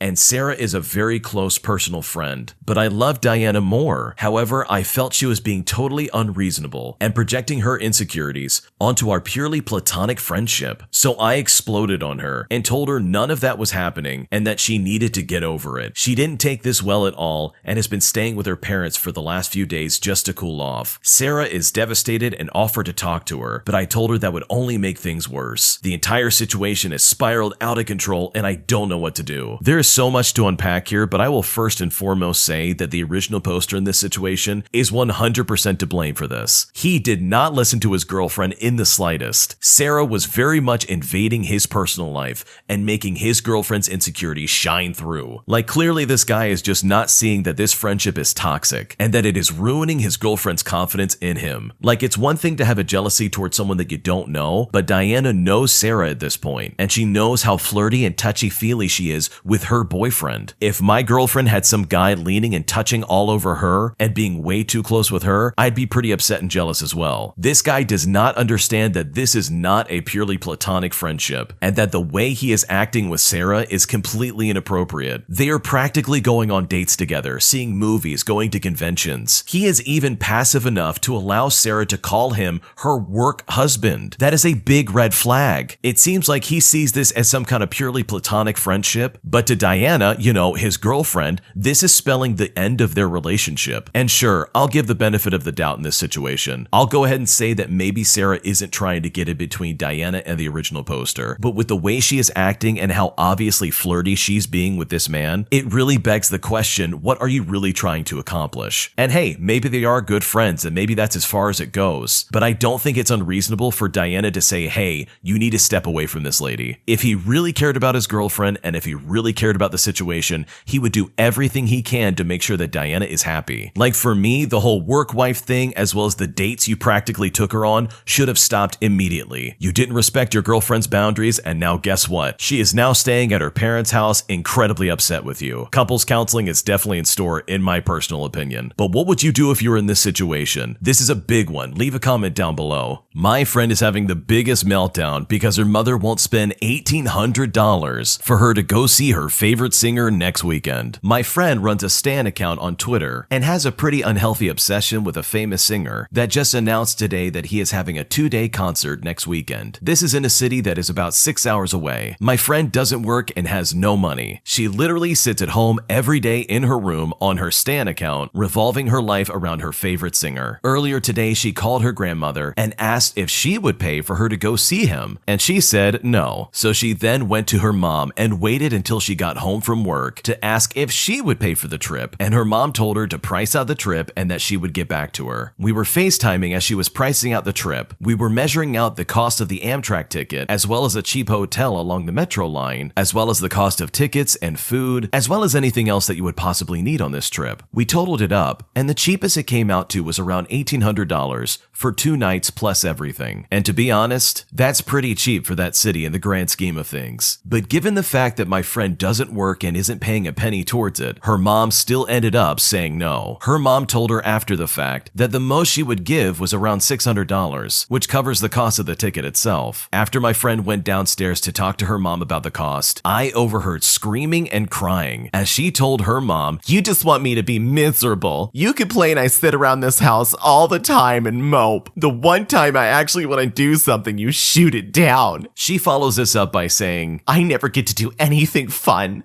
You're so cheap when it comes to anything I want to do, but splurge on yourself all the time, and then have the audacity to complain when I'm depressed. You don't even care about me at all." Her mom told her she splurges on herself because it's her own money, and pointed out the fact that she was 22 years old and should have a job, and that as her mother, she shouldn't have to pay anything towards it, saying that she would be happy to help her, but she's not paying for the entire trip. My friend screamed, "Maybe if you would actually let me do things I want to do, then I would be happy enough to be able to work." And then she went on to yell at her mom for having her waste her time planning out the costs if she was just gonna say no anyways. Then she came back to her room, slammed the door, and her face was all red and crying. I asked her if everything was okay, and she was crying and said, "What difference does it make? Nobody cares about my feelings," all this other stuff. She then told me that she's not doing anything this weekend except crying in her room. I said, nobody wants to see you miserable, but $1,800 is a lot to ask for, especially for a last-minute trip. That's the price to cover 1 month of rent in some places. I know how bad you want to see this singer, but there will be closer opportunities in the future when he goes on tour again. It's not the end of the world. I then said, "You're acting like a spoiled brat by screaming and crying over not getting to go." I then said, "You should try selling some things online this weekend to get the money to go." I then finished off by saying that I'm sorry, but I agree it's ridiculous that you expect your mom to fund this entire trip, especially since she's not even going. My friend did not take this lightly. She started screaming at me that her mother is always trying to get her out of the house, and she had her opportunity with this trip, so she has no room to complain anymore about her being depressed when it's her fault. And then she told me that I'm an idiot for even suggesting that she sell anything because all the hotels and tickets will be gone by the time she gets any money, and that I need to just keep my mouth shut if I'm just going to continue to be a jerk just to purposely piss her off. I said I'm not trying to piss her off. It was just an honest suggestion. I explained that you could have your mother buy the concert ticket and then sell things to try and get money for a hotel or something. She yelled that I will never understand her pain, saying that she looks up to the singer as a father figure. And since Father's Day is super painful for her, she wanted to spend the day with him at his concert on Father's Day because it will make her happy. But instead, her mom just had to rip it away and ruin it for her like she ruins everything else. She then started crying more and told me she thought I was her friend, but I guess not, since I'm siding with her mom apparently. Also saying that I'm a piece of garbage and said some other terrible things. After that, she threw around some very explicit words that I won't say here, and then she hung up on me. So now, as a result, I'm kind of ignoring all of her texts. And I think that might be for the best. Wow, this girl is incredibly entitled. I can understand that you're super obsessed with a pop star or some sort of singer or entertainer that you're like, wow, I want to go see them. But to expect anybody, and I mean any normal average citizen, to just suddenly drop $1,800 so you can go and see this singer is just absolutely ridiculous. I don't personally know of anybody who just has that kind of money laying around. That's a lot of money. And like it was said in the original post, that's sometimes someone's rent for the month. You know what that $1,800 should be used for instead? Probably getting therapy. This reaction is absolutely insane for a 22-year-old woman. In today's economy, I can completely understand if someone still lives at home at the age of 22, even up to higher ages. I totally get it. But to turn around and act as ungrateful as this lady did towards her mom, all because her mom wouldn't drop $1,800 suddenly for you to see your favorite singer, is completely irrational. There's no circumstance with this specific situation where I can think that that would be acceptable, especially when you consider the fact that the girl who's being super entitled in this story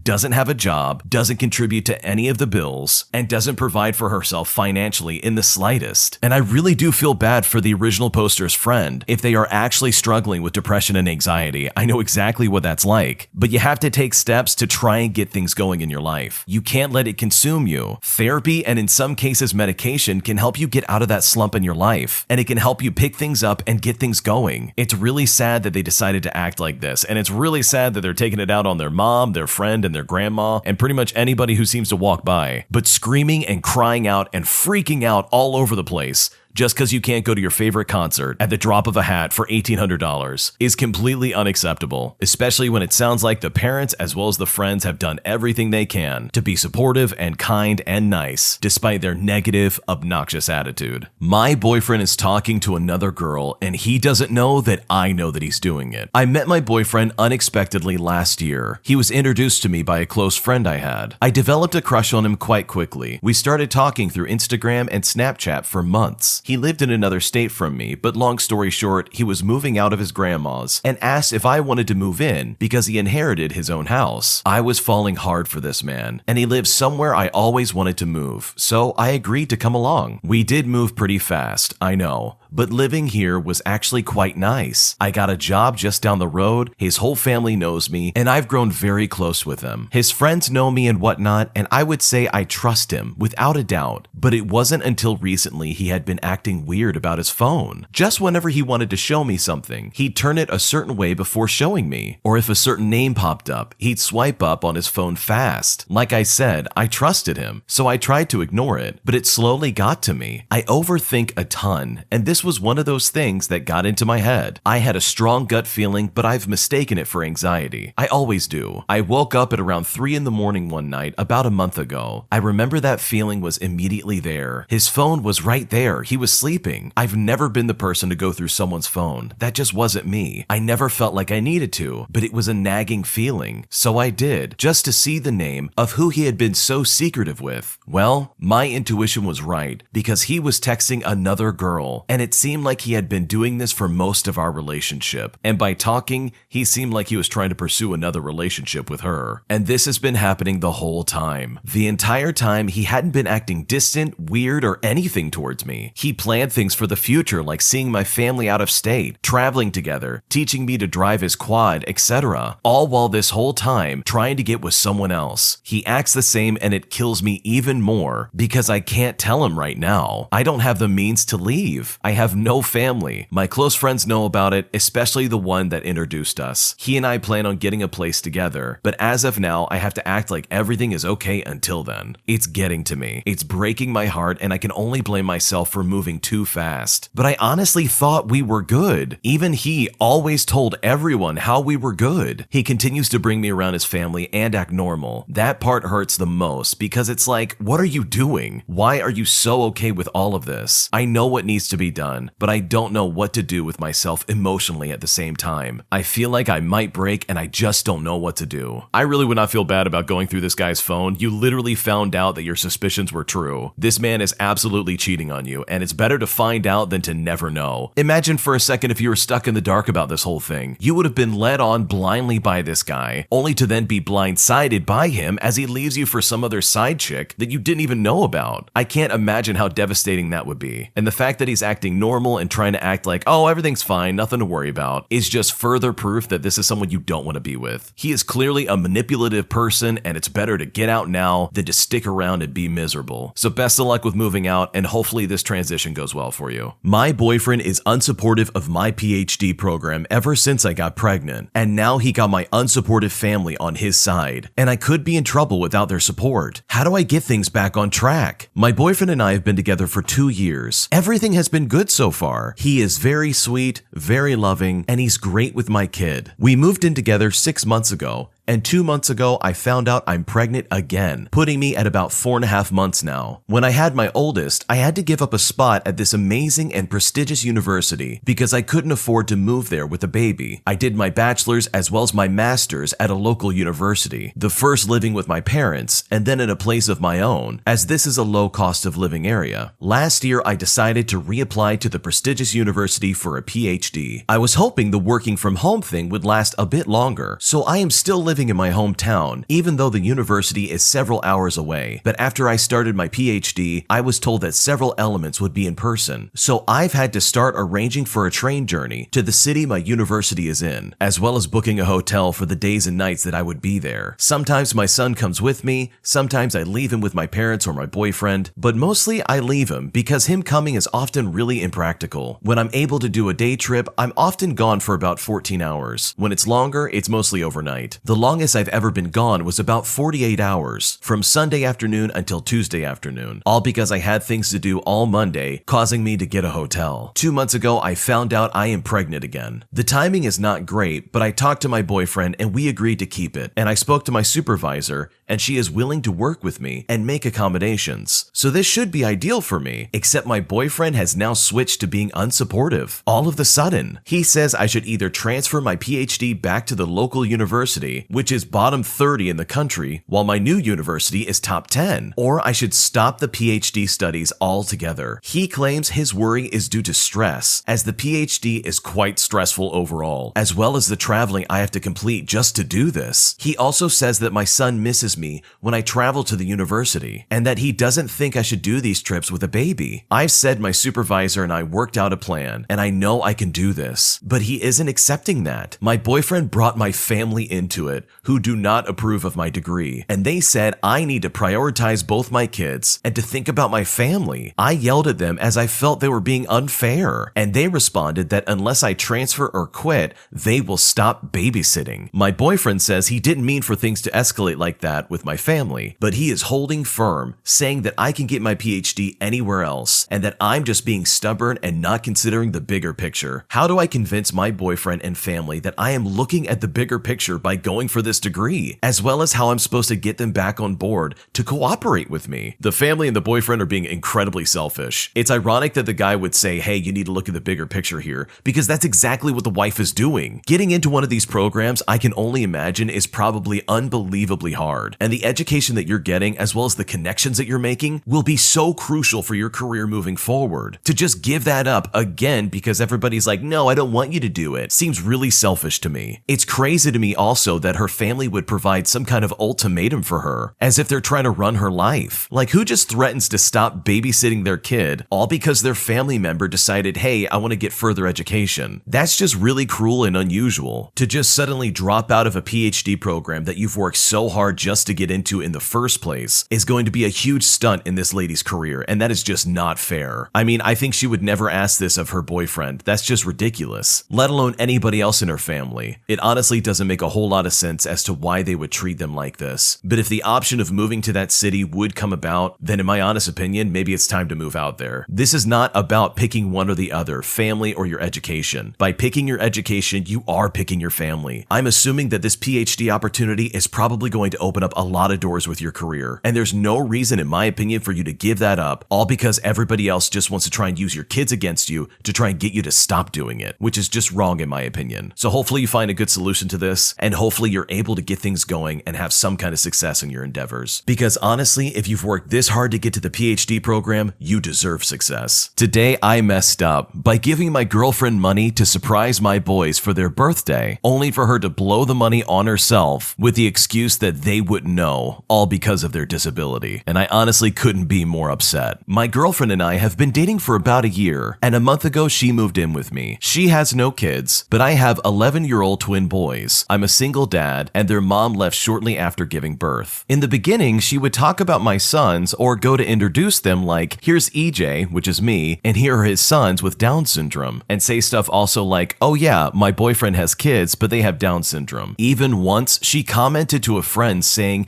yeah, I want a baby, but my boyfriend has disabled genes. I don't want a Downs baby, which is incredibly ignorant, and I've told her how this bothers me. In my eyes, you put people before their disabilities. They have names. She usually apologizes and just laughs it off. At the time, I thought she was just oblivious and didn't understand disabilities, but boy was I wrong. Having twins with Down syndrome are unique, and I tell them every day how special they are. So when she is referencing them in a negative way, it's a relationship red flag. Today is their birthday, and I gave my girlfriend enough money to buy balloons, party supplies, as well as each of them a cake, as well as their favorite food, and to get a slip and slide. She offered to do this while I was at work. She said she was getting her hair done and then she would go shopping and set up everything. I was so excited to surprise my boys. I pick my boys up from their summer day program and head home. I walk in and it's just my girlfriend. I asked her where everything was and she said, did you not see my text? There was a text a few hours ago saying, oh no, I forgot my wallet. I said, okay, and? So because of this, she said that she forgot her wallet and used my money to pay for her hair. I told her there was no way she didn't see it missing and started getting defensive. She said she had this hair appointment booked for months in advance and that she would be put on a client blacklist at the salon for canceling. So instead, she just used my money and insinuated she would make it up to me somehow. I asked her why she took my money that I gave her for my boys, and she said,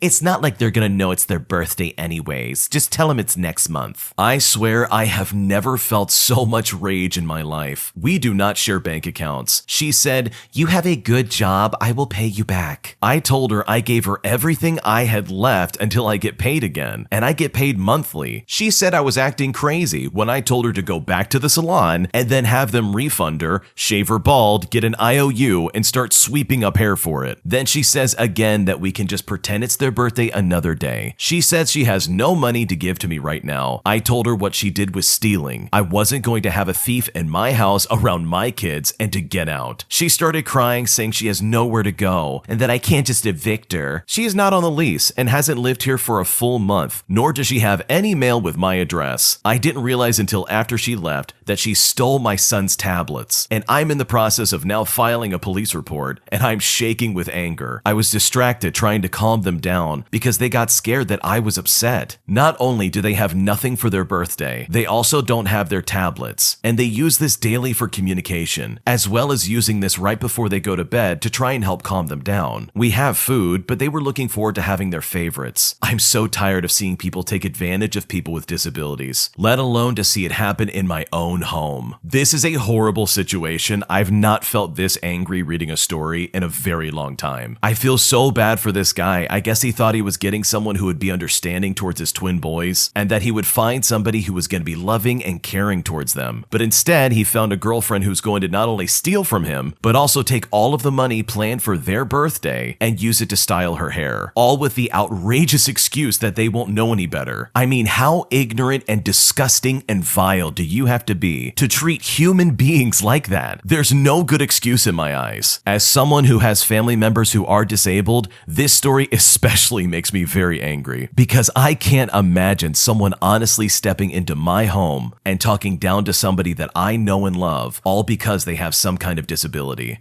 regardless of what it is. I'm really happy that the original poster kicked this lady out of his house and decided, you know what, I'm picking my kids over you. Those twin boys, as well as the original poster, deserve so much better than that, and I hope they're able to get their tablets back, and I hope some stability comes back into their life, and that they're able to find peace and happiness once again, because they absolutely deserve it. Today I messed up by coming home early to surprise my wife, who was having a surprise birthday party for me. Now, I know what you're thinking. Who forgets their birthday? Yeah, I know it's weird. I had a little bit of a rough childhood, and my birthday was never really celebrated, or it was just forgotten altogether. Or sometimes it was both. So as I grew older, I forgot about myself. I mean, we never did anything and whatnot, so who cared? Now I'm married with a wonderful woman who's very thoughtful, but she always does some kind of party or date on my birthday. But sometimes I still forget. So today, I came home early from work to surprise my wife, who was, ironically enough, surprising me. I walked in quietly and I saw her in the kitchen with flour and cake mix on her forehead and tapestries. There were birthday cups, flowers, and gifts around the table. She was making a cake for a surprise party. My surprise party. My mouth dropped and I quickly walked backwards to the door, exiting quietly, and waited until 7:30 to come back home. My wife would have been so sad, and she was working so hard. I couldn't ruin the surprise. So within a time frame of about 3.5 hours, I practiced my,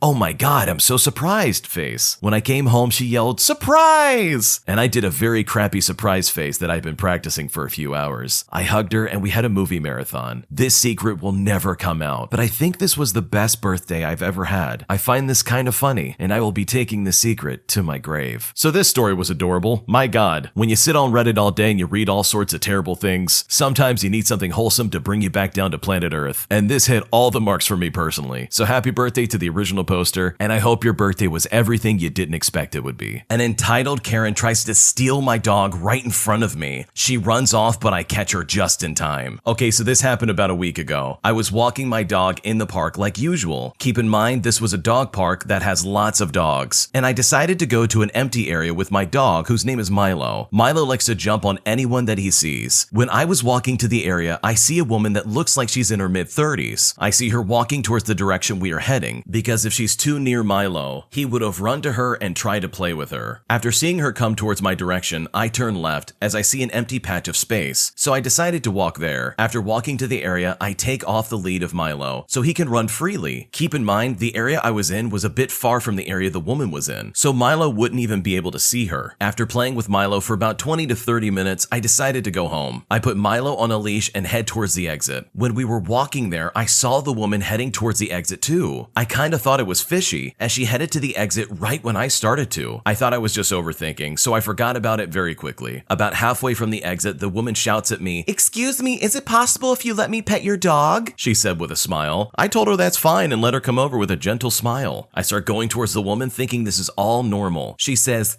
"Aw, look at you, gorgeous," she said in a cute voice while petting Milo. "What's his name?" I tell her that the dog's name is Milo. She goes, "Aw, he's so cute." She says this while she's still petting him. And while she's petting Milo, I see her take the lead off of Milo. I was going to tell her to not take the lead off as he might run off, but I was too late. Trying to not ruin the conversation, I just go with it. Right when I got distracted, I see this entitled crazy Karen run off with Milo. My brain stops working for a second as I was just just confused as to what was happening. Then it got to me. She was running off with Milo, so I started chasing after her, telling her to stop. She was near the exit, so I got even more worried. Eventually, I caught up to her as I was almost out of breath from running. I grabbed my poor, confused Milo and pushed this lady into a bush. I told her to get lost and I ran home. I was honestly very surprised I didn't faint or collapse while running, as I'm not really an athletic guy. Currently, Milo is safe, and whenever I go to that park, I warn others about that crazy Karen. I tried contacting the police about it, but they said they couldn't do anything as I didn't have much information, and there was no cameras that got her face. I was kind of pissed off, but I'm glad most of all that I got my Milo back. If someone ran off with my dog, I would have done a lot worse than just push them in a bush. That's insane. That's why to me it's always important to microchip your pet. A microchip will basically allow you to get your dog back if someone were to steal it or if it were to get lost and someone were to pick it up. They scan it and they're able to get your address, your phone number, stuff like that. But what a crazy situation. It is horrifying to think that someone would try and steal my dog if I was in this situation, as a dog is someone I consider to be a part of my family. It's really scary stuff, it's absolutely horrifying,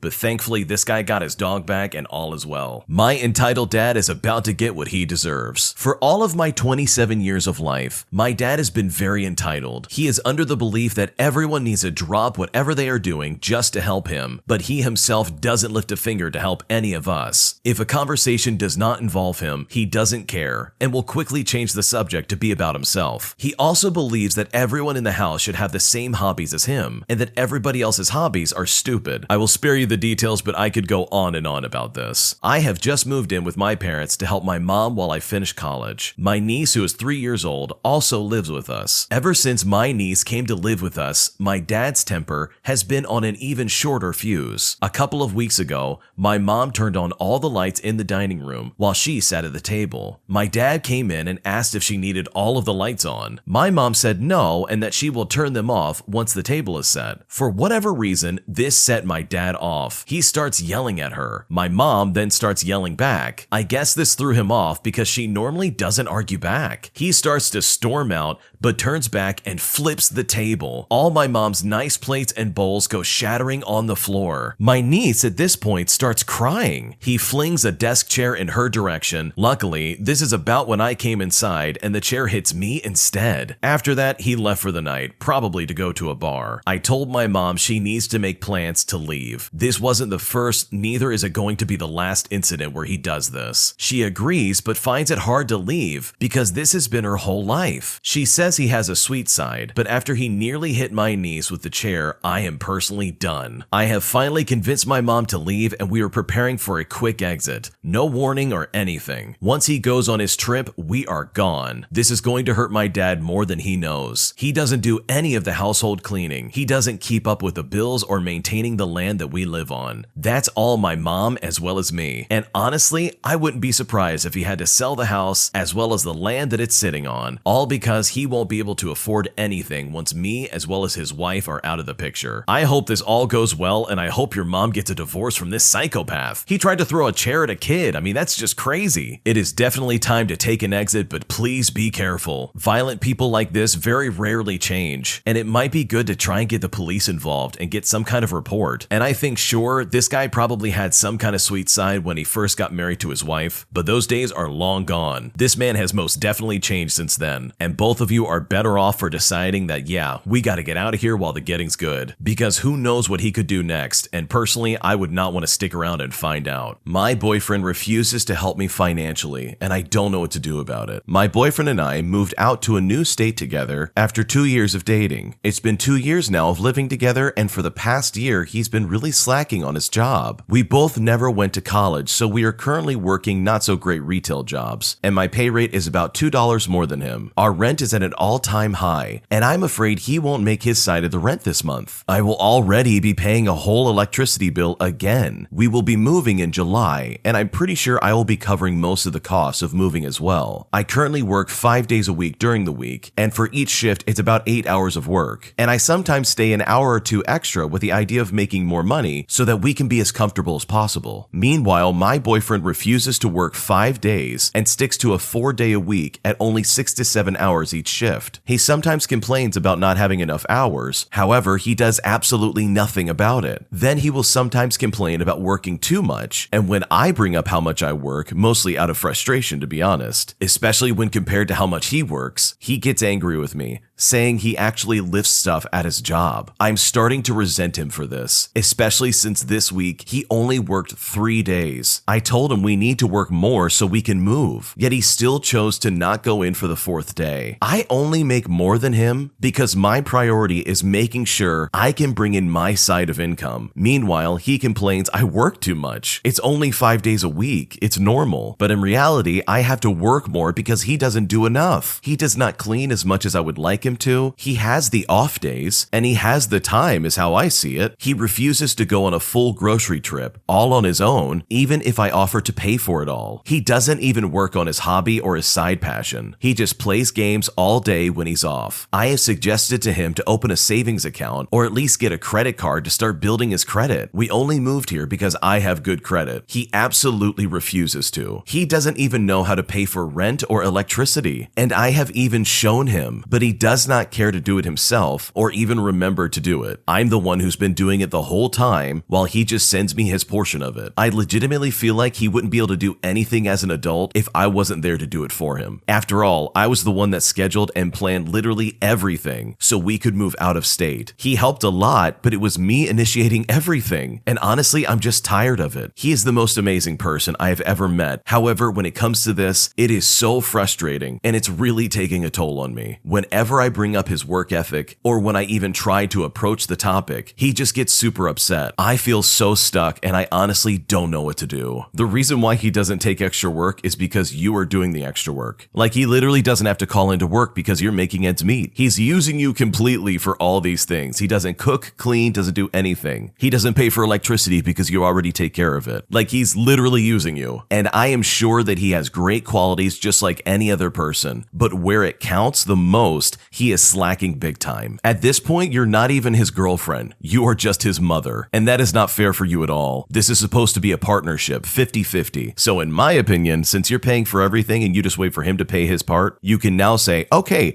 I'm going to pay 50%, and then you walk him through how to pay his portion. Exactly how to pay the electric bill, exactly how to submit his rent. That's probably going to be the only way to get things going. And if he can't even do that simple thing, then maybe it's time to move on. Maybe that's a little extreme, but it sounds like you've been putting up with this for a while. And if your boyfriend is a glimpse into the future of what your husband's going to be like, then in my opinion, you did not pick a winner. And that's okay, at least you know. So yeah, a healthy wake-up call I think in this situation will go a long way. My husband is livid that I went to a barbecue. I'm a 41-year-old female, and I went to a barbecue that one of my team members hosted at their house last week. My husband, who's 44, told me I disrespected him by going to the barbecue because I was in another man's house. There was 6 of us there, including the host's wife. She took a photo of all of us so I could submit it to our work's social media type platform. So there's proof of who was there, but my husband seems to think that because I was at some man's house, I was attempting to cheat on him. A little backstory, my husband is quite insecure and very jealous. His ex-wife cheated on him, which broke up their marriage. So he's constantly thinking I'm going to do the same thing as well. We've been together now for 9 years, married for 6. We have Life 360 on our phones. Again, because he is insecure and wants to know where I am all the time. I don't care because I don't have anything to hide, but apparently he's looking at my location and decides to call me. I don't answer because I was getting food, so he calls back when I'm sitting down. And when I answer, he's very angry that I'm at a man's house and wants to argue with me while I'm sitting around all my coworkers. I tell him we'll talk about this when I get home and hang up. He calls back again, and I don't answer a couple of times. He's texting that my behavior is unacceptable and that he didn't sign up for this. I'm quite confused because this is literally just a team building work event. As coworkers, we're literally just socializing because we haven't been able to with all of these COVID restrictions the past couple of years. He doesn't think men and women can be friends, and I don't believe that myself. I've told him straight up that if he's incapable of being friends with a woman and not messing around with her, then he shouldn't be friends with her at all, or any woman for that matter. I don't have that issue. I can be friends with anyone and not want to sleep around with them, if you know what I mean. I digress. The biggest issue is he hasn't been speaking to me since Friday. No worries, I've got friends and things to do. He finally realizes yesterday that I'm not initiating a conversation because I don't have an issue with my behavior. He comes to me and says again he didn't sign up for my disrespect and he doesn't know if we're going to make it. I told him that relationships without trust are bound to fail. Either he believes I was at a team building event, and again, mind you, there were pictures available, or he thinks I was attempting to cheat. If he thinks I'm cheating, then I agree, our relationship is not going to make it. So am I in the wrong for attending a team barbecue with my team? Am I supposed to change my beliefs because of this? What should I do? The way your husband is acting is absolutely out of line. You already have Life 360 installed on your phone and clearly he's looking at it. Like, how can he not look up exactly where you're at and then cross-reference it with, I don't know, the pictures that were taken? Like, it's pretty obvious you were not sleeping around and it's pretty obvious that you're not going to cheat on your husband. You know what is going to make you leave your husband? Him acting like you're going to cheat on him. I mean, that level of distrust in somebody is just obnoxious. I don't care who you are, that gets old really quick. It's one thing to have anxiety about your partner not being faithful. It's a whole nother ballgame when every single thing they do is questioned. And going to a team building exercise does not mean that she is cheating on him. I mean, that's just ridiculous. People go to work events, trips, parties, all kinds of stuff. It's all there, generally speaking, to build camaraderie. So yeah, in my opinion, the entire problem with this situation is all on the guy. He's freaking out over something that hasn't and won't happen. But pretty quickly, she is going to be out of his life if he keeps villainizing her and assuming that she is cheating, even though from the sounds of it, she would never do that. My parents accuse me of ruining Christmas every year, and now they wonder why I hate Christmas. One of my parents' many deep wounds is that because they grew up poor, they never got to experience the magical Hallmark kind of Christmas that they grew up seeing on television. This is fair, but unfortunately for my brother and I, who were both raised upper middle class, our Christmases were much more elaborate, geared much more towards my parents, as if they were trying to live vicariously through us, than it was a holiday growing up. Christmas had to be this perfect event. It absolutely had to be filmed and documented. We spent just as much of the evening before and the morning of posing for forced family photos as we did anything else. There was so much yelling and screaming with the expectation that things had to go as planned and that the photos had to be taken. The big sticking point every year was naturally the most vapid and consumerist part of the whole event, the presents. For context, I have always had one true passion my whole life. I've been drawing, sculpting, painting, and sewing ever since I was a very young child. I work professionally full-time as an artist now. I still have my first sketchbook from when I was 5 years old, full of drawings of me trying to replicate the anime characters I used to watch on TV. I never had enough supplies, I was always running out. As I got older, especially, I was desperate for more advanced and expensive tools, like resin casting and drawing tablets. My point being, there were clear and obvious choices for presents. I put almost nothing but art supplies, and maybe something extra like a specific book I wanted, on the Christmas list my mom asked for us to make for her every year. Only my mom had a very interesting gift-giving habit. Despite asking for Christmas lists, my mom would often only get one or maybe two of the things on the list. She wanted the day to be a surprise, so she often bought whatever she wanted, and when it came to buying gifts for me, her daughter, that often meant buying things that she wanted, things she would have liked when she was my age. Again, trying to live vicariously through me so that she can get the childhood she always wanted. Not only that, but my mom wanted to buy me things that she felt looked impressive to share online, and art supplies wasn't impressive to her. So she would get me expensive jewelry, expensive clothing, weird gadgets, extremely overpriced bathroom products for some reason, and then maybe a few cheap art supply tools or materials, which, you know, is fine. I wasn't a greedy kid, and I appreciated the thought, of course. I didn't complain, but a polite thank you so much and a smile wasn't enough of a reaction from my parents. I guess I just wasn't a very good actor, but they could tell that I wasn't being genuine about liking something. They would start to interrogate me immediately. They would say stuff like, "Don't lie. Why don't you like it? What's wrong with it? I thought you'd like it." And then, feeling backed into a corner, I'd be honest with them that I don't really like what they got me, even though I appreciate the thought. That always led into,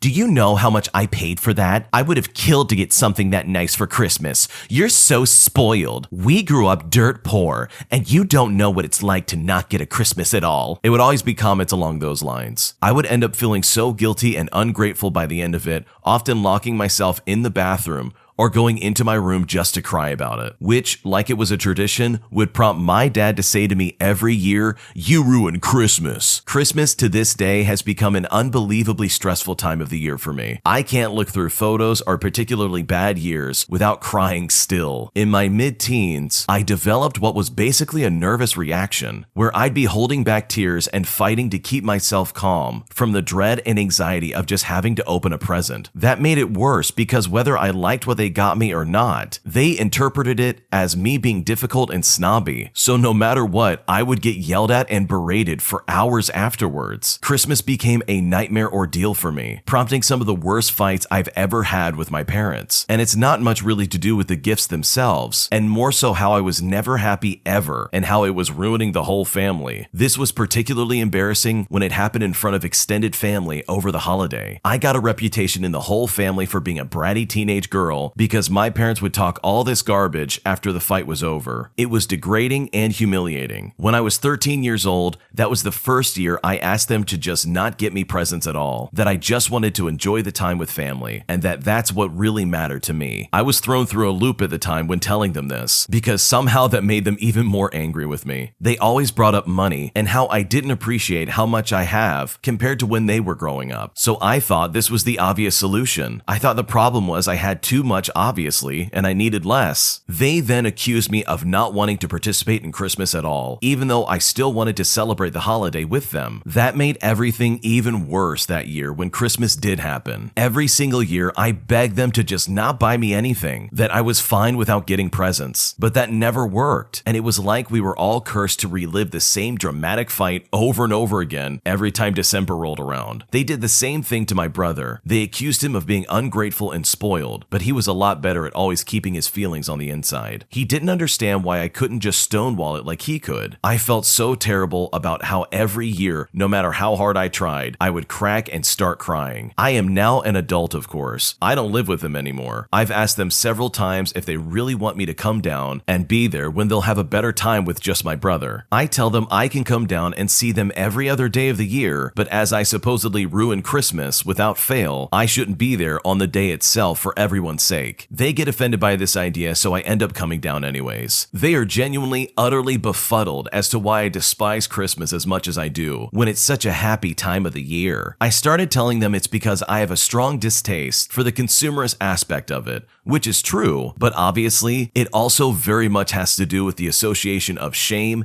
guilt, and humiliation. That seemed to have been the magic key though, because this year finally they agreed to not get me any presents. We compromised by them helping me get some new equipment for work, which was very generous of them and I very much appreciated. I love my fancy new work computer, which makes up for what my old computer couldn't do. This last Christmas went pretty well because of that. They complained the whole time and acted like it was such a shame I didn't have anything to open on Christmas Day, but I felt much more at ease. I just kept reminding them how much I love my work computer. I feel like a weight has been lifted and that Christmases will be so much easier to manage now that presents aren't in the equation. Still though, they know I have nothing but negative feelings towards it and that I refuse to celebrate it with any of the partners I've had, since the last thing I want is to bring that nightmare holiday into my relationship. Your parents suck. Let me just go out and say that. The fact that they were guilt-tripping you by getting you stuff that you didn't want and then treating you like garbage and freaking out on you when you didn't react the way they wanted to is just so toxic. What a terrible upbringing you had to deal with. I'm so sorry. I think honestly you should try and spend Christmas by yourself. Spend it with a loved one, spend it with anybody but your parents. I would never go back there next year, especially when they use you as some kind of scapegoat for their own insecurities. Like, yeah, we get it, you didn't have a good childhood, but you should in no way, shape, or form take that out on your children. You're never gonna have that Hallmark Christmas photo-worthy experience. It's never gonna be just perfect enough, and it sucks that this kind of family drama just went down on the kids. I hope you're able to move forward from this and find some kind of celebration on this holiday, even if that means you stay home by yourself. An entitled Karen refuses to wait to be seen at a restaurant as she tries to claim a table that isn't being used and freaks out when other people get served before her. My manager eventually got involved.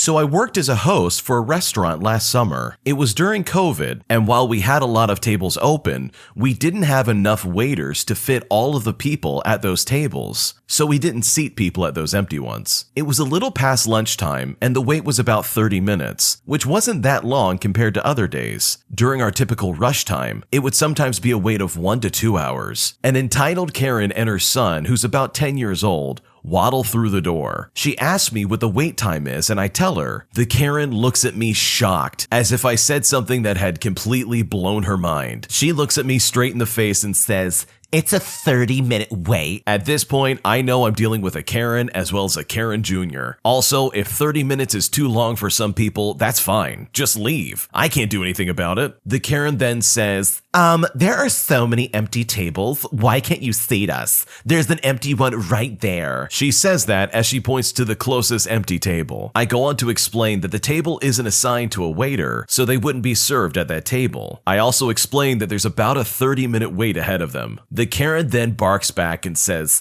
"Oh my God, I can't believe this. Do you know how hot it is outside? We can't wait out there. Are you kidding me? Why don't you guys have an AC outside? You expect us to just wait out there?" Thank God for masks, because that almost made me lose my mind. Also, there were other people waiting outside just fine, but she decided to ignore that slight fact. I go on to say that I'm sorry, especially for not having outdoor air conditioning. I then ask her if she wants to speak to the manager, and lo and behold, she says yes. So I get the manager to come and speak with her, and I tell the Karen that she'll be out in a few minutes. Just at that moment when I talk to this Karen, a waiter clocks in that works at the restaurant, and the table that the Karen wanted opened up and was seated with the next person on the wait list. And I had the pleasure of taking them to their table right in front of the entitled Karen and her demon child. Honestly, I was scared of the wrath I knew was about to be unleashed, but it was glorious seeing her face as someone else got the table she thought she was entitled to. After seeing this Karen went off. She immediately started bashing me, saying that the wait was too long, asking me how I could possibly seat someone else at her table after she had claimed it. At that point, I had simply had enough of it, so I went to get the manager again to deal with this entitled Karen. While my manager was dealing with the situation, I made sure to stay in the back so that the entitled Karen couldn't try and bring me into the whole ordeal in front of my manager. At the end of the day, she ended up leaving to eat somewhere else. Chances are, though, she'll probably have to wait to be seated there as well. Some people are just really stupid, most specifically this Karen, because air conditioning is not a thing outside. You know what outside air conditioning is called? Winter. I always love it when I see Karens get super entitled and then get super upset when their wishes aren't granted. It's not like customer service or other food establishments or genies, and they're just gonna grant every single wish that you could possibly want. Ma'am, you're not in Aladdin. Nobody cares. At the end of the day, they ended up leaving and going somewhere else, which is a blessing to everybody involved, because dealing with an angry Karen and their demon spawn is one of the worst experiences in your life, especially when they're gonna freak out over someone else taking a table that they never had any claim over in the first place. This next one came from the Am I the Jerk podcast subreddit. Check the links in the description if you'd like to submit your own stories. Am I the jerk for having to give one of my friends a much needed reality check? I'll start with some things about me. I've always been fat, not exactly obese or anything that would be a real danger to my health, but I wasn't always really fit, and this part of me always made me feel insecure about meeting and talking to people. Thankfully enough, my best friend, who I knew since we were very little, always told me that it was okay to look different, and as long as it wasn't threatening my health, it's not a problem. In time, I began to slowly accept myself as I was, and stopped having insecurities about my looks. This all happened when I was around 14 years old, so my body hadn't completely matured yet, and I was worried I might end up looking like this forever. So having someone tell me that everything was going to be okay felt really good. Unfortunately, I had no idea what was about to come. Fast forward 1.5 years, and now I'm in high school, and me, my best friend, and a group of other people who slowly became really close to us all got into League of Legends. I always had a very ferocious personality when it came to video games. I always wanted to be as good as my abilities allowed, otherwise I would feel dissatisfied. point. As time went by, I noticed that not everyone in our group agreed with this mentality. Some of us just wanted to have fun with the game, and that was fine. But my best friend here, oh boy, he was not having it. A lot of fights broke out in our group due to us flaming each other for playing poorly. I'm not gonna sugarcoat it. I was a real jerk when I got mad at the game, and I always tried to apologize afterwards because I knew I was harming the people around me. Just to be clear, out of all the people in our group, I was the one that played the most. I know it sounds very arrogant, but everyone knew how much time I spent on improving at the game and how much effort I put into it. My best friend, on the other hand, was much more obnoxious. He would flame everyone the same way I did, always complain about how no one does anything besides him, and was just really annoying. Despite this, he was playing extremely poorly himself, and pretty much only talked garbage without actually doing anything. At first, I was quiet about it. I thought it was just a phase and that it would eventually be over soon. But as time went by, no one could stand to play with him anymore. We all agreed to gather together and tell him the way that he's behaving was toxic and harmful to our relationship. And soon enough, everyone told him what was on their mind, and he went ballistic. He started screaming how he doesn't do any of that, and that he always apologizes, which, by the way, he doesn't, and that we're all just being too sensitive. None of us were really interested in listening to his ramblings, so we cut him short by asking, "Are you going to try and change?" To which he responded with a yes. We took his word for it, and after a week of awkward silence, we started talking to each other again. And sure enough, he hadn't changed one bit. If anything, he had gotten worse. He started being much more aggressive to me in particular, as he knew I was the best player in the group, and probably got an ego boost from talking garbage to the guy that was better than him. To me, this game was very special. My best friend here had always been much better than me at pretty much everything, from sports to school to making friends. So to me, having one thing that I was better than him at made me feel pretty good. But to him, the idea of having anything where he wasn't better than me was completely unacceptable. That's when it hit me. He was using me as a scapegoat for his own insecurities. He was comparing himself to me and feeling good about being so much better than me at everything. So when he realized he couldn't become better than me at a game, he tried to act like he was. Soon enough, we all got tired of him again. We had the same gathering, we had the same conversation with him, and told him that we can't keep going on like this. All that jazz. But this time, he claimed it was my fault. He actually told me that I had twisted everybody's opinion on him, and that I was some supposed mastermind turning all of his friends against him, and that supposedly if it weren't for me, things wouldn't have ended like this. I was fuming. I couldn't believe that after all this, he has the nerve to blame it all on me. After discussing everything with the group, we agreed to kick him out and to cut ties with him, which we did. That was the only time in my life where I actually cried my eyes out. The one best friend I made in all of my years was now gone. After a few weeks, I learned that apparently he had contacted everyone from the group and slowly fixed the relationship between them and him. That is, everyone except for me. Soon enough, everyone from the group slowly stopped hanging out with me in order to get together and play with him. I felt so alone. I felt like everything was slowly getting taken away from me. I was really depressed around that time, and I started hanging out with a really bad crowd, with which thankfully I managed to cut ties with and move on. This all happened a few years ago, and I still have regrets about how things ended up, and I sometimes wish I could go back and try to say some things differently in hopes of things ending up in a different way. I was the one who told him most of the things that made him unpleasant to be around, since I knew him better than anyone and was by his side since we were little. I was the one to give him a slap in the face and tell him that he was being obnoxious when the others didn't want to, as they weren't so close. So am I the jerk for refusing to pretend that everything was fine and telling him everything? I don't think you're the jerk at all. In fact, I think your friend is the jerk in this situation. I know exactly the type of person you're dealing with, by the way. It's that kind of person who, no matter what, is always going to be the star of the show and is 100% going to try and be better than you at everything you do. And that's super obnoxious. And it's really unfortunate that the rest of your party decided to go along with him, even though he was being extremely toxic. And the fact that he turned your friends against you, as well as your friends turning against you because of this guy that they already kicked out of their group, speaks volumes about all of them. There's no way for you to go back and somehow make this better. But in my opinion, I think you're going to be better off moving forward without these people, because they're clearly all toxic. Or by their own admission, the rest of your group who stayed silent and pretty much didn't do as much talking as you did are super toxic for letting it escalate to this situation as well. Across the board, whether they're proactive or more reactive, as it sounds like the rest of your party was, I think you're better off without any be, these people. So no, you're not the jerk. You spoke your piece and things just didn't work out the way you hoped it would. But that does not make you a bad person or in any way, shape, or form in the wrong, in my opinion. But what do you think? What would you do if you were in this situation? Have you ever experienced this type of drama when playing online with a group of friends? Leave a comment down below. We'd love to hear it. An entitled customer gets mad at me that I won't accept a fake credit card and then proceeds to freak out. This happened several years ago. I was working as a cashier at a very cheap hardware store. This is the type of store that you went to save money, not to buy tools that will last. So you are definitely getting what you paid for. Honestly, it was a nightmare. Corporate would have strict rules about what we could and couldn't do. If we couldn't do something, customers would yell and scream, ask for a manager, the manager would hear them out, and then go against corporate and do whatever they wanted anyways. It just made all the cashiers look like idiots, and I got the look several times from people. This one customer I'll never forget came up. He walked up to the cash register with several hundreds of dollars worth of merchandise. When I gave him his total, he pulls out a piece of computer paper that had a blown up picture of a credit card, with the picture probably taking up the majority of the space on the paper. In fact, the name on the card didn't match his ID. He had made up some story about how it's his boss's card and that he does this all the time. I, of course, like a good employee,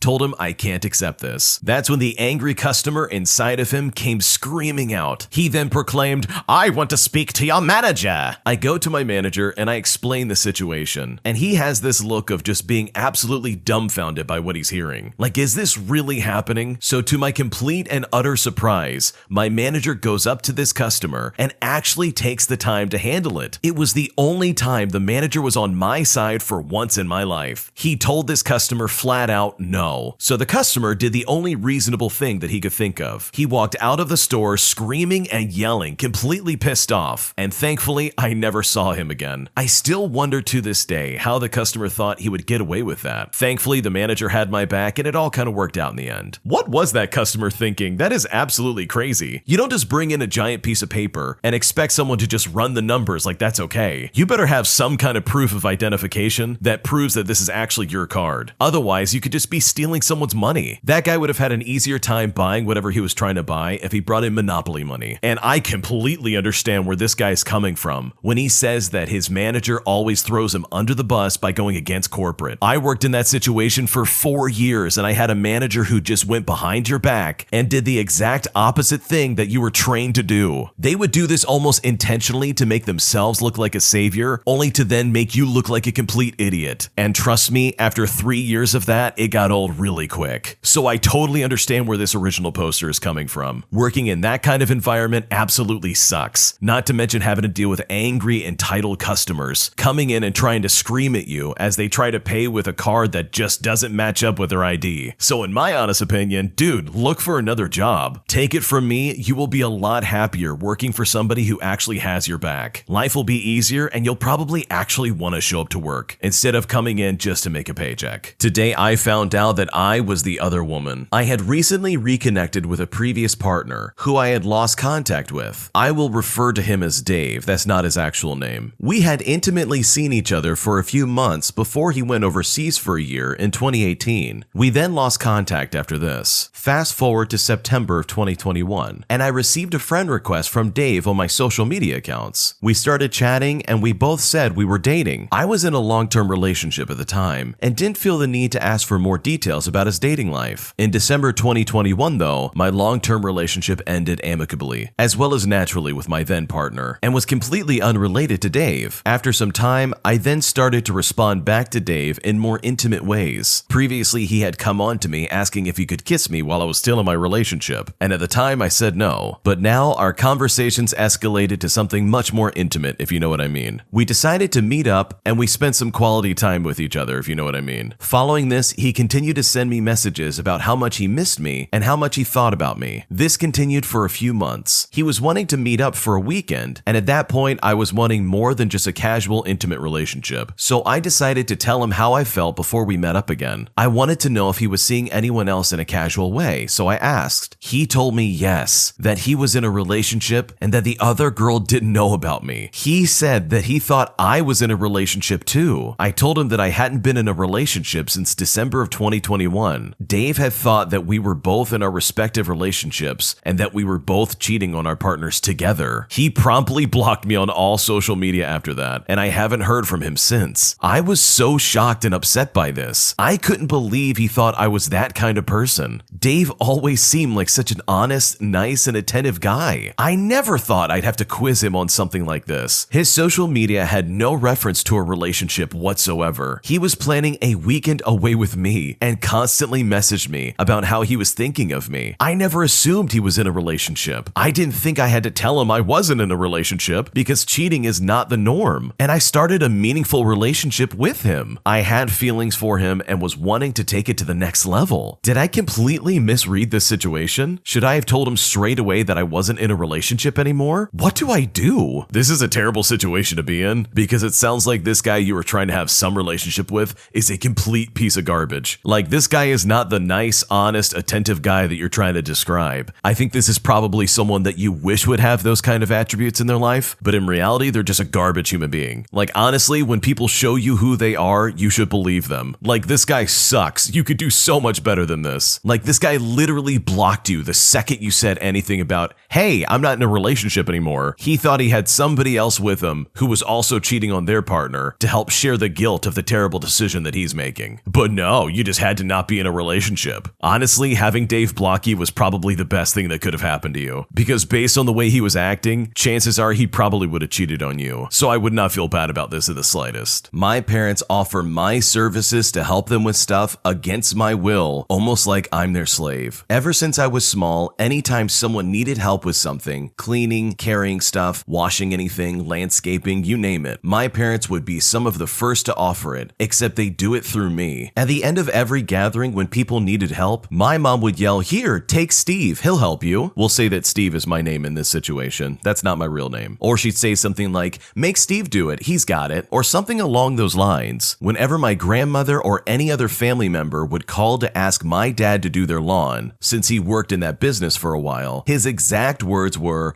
"I have 2 sons, make them do it," or something along the lines of, "I'll just have my boys do it." And most times we wouldn't even get paid for it, not even when my dad made us help him with his business. The most recent example of this was a few weeks ago. Our family had attended a birthday party for a family friend. When they began to clean up, as if on cue, my mom goes, "Take Steve, make him do something." I was visibly irate, not only because she treats me like property once again, but also because I had already asked not once, not twice, but 3 times if anyone needed help with anything, and I was completely ignored. Before I said something I'd regret, I left with my dad and my sister. You see, the thing is, I have absolutely no problem helping anybody. I myself even offer my own labor for people. Ask anyone, my grandparents, my aunts, cousins, friends, anyone. They can all attest to this. If they needed help with anything, I am just a call away. The problem arises when someone feels that they are entitled to my labor. I am not obligated to do anything for anyone. I'm definitely not obligated to my parents. And this is honestly just a sample of how badly they've treated me as well as my siblings. Though, again, I have no problem helping people if they actually need help. But if your mother calls you asking for help from you, you don't just suddenly offer up your kids. For me, if no one asks me specifically, or if I don't ask myself if they need help, and there's no answer, then don't throw me into their arms. This is all just simply not fair, and I honestly don't know what to do. I wish I had a better idea of how old this person is, because if they're old enough to be an adult and make their own decisions, it's time to put your foot down and start saying no. Like, I can understand wanting to teach your kids to be helpful and useful, but there is a line, and it's possibly going over it in this situation. Like, just to volunteer your kids to help out with something without consulting with them first, or even asking if they want to do it in the first place, is really, really rude. It's also operating under the assumption, and I don't think the parents are doing this on purpose, but it definitely feels like they think their son's lazy and he needs to do something, as if he doesn't do anything ever. And that, in my opinion, is just absolutely not fair. It's not fair to get volunteered for stuff, especially when you were not asked in the first place.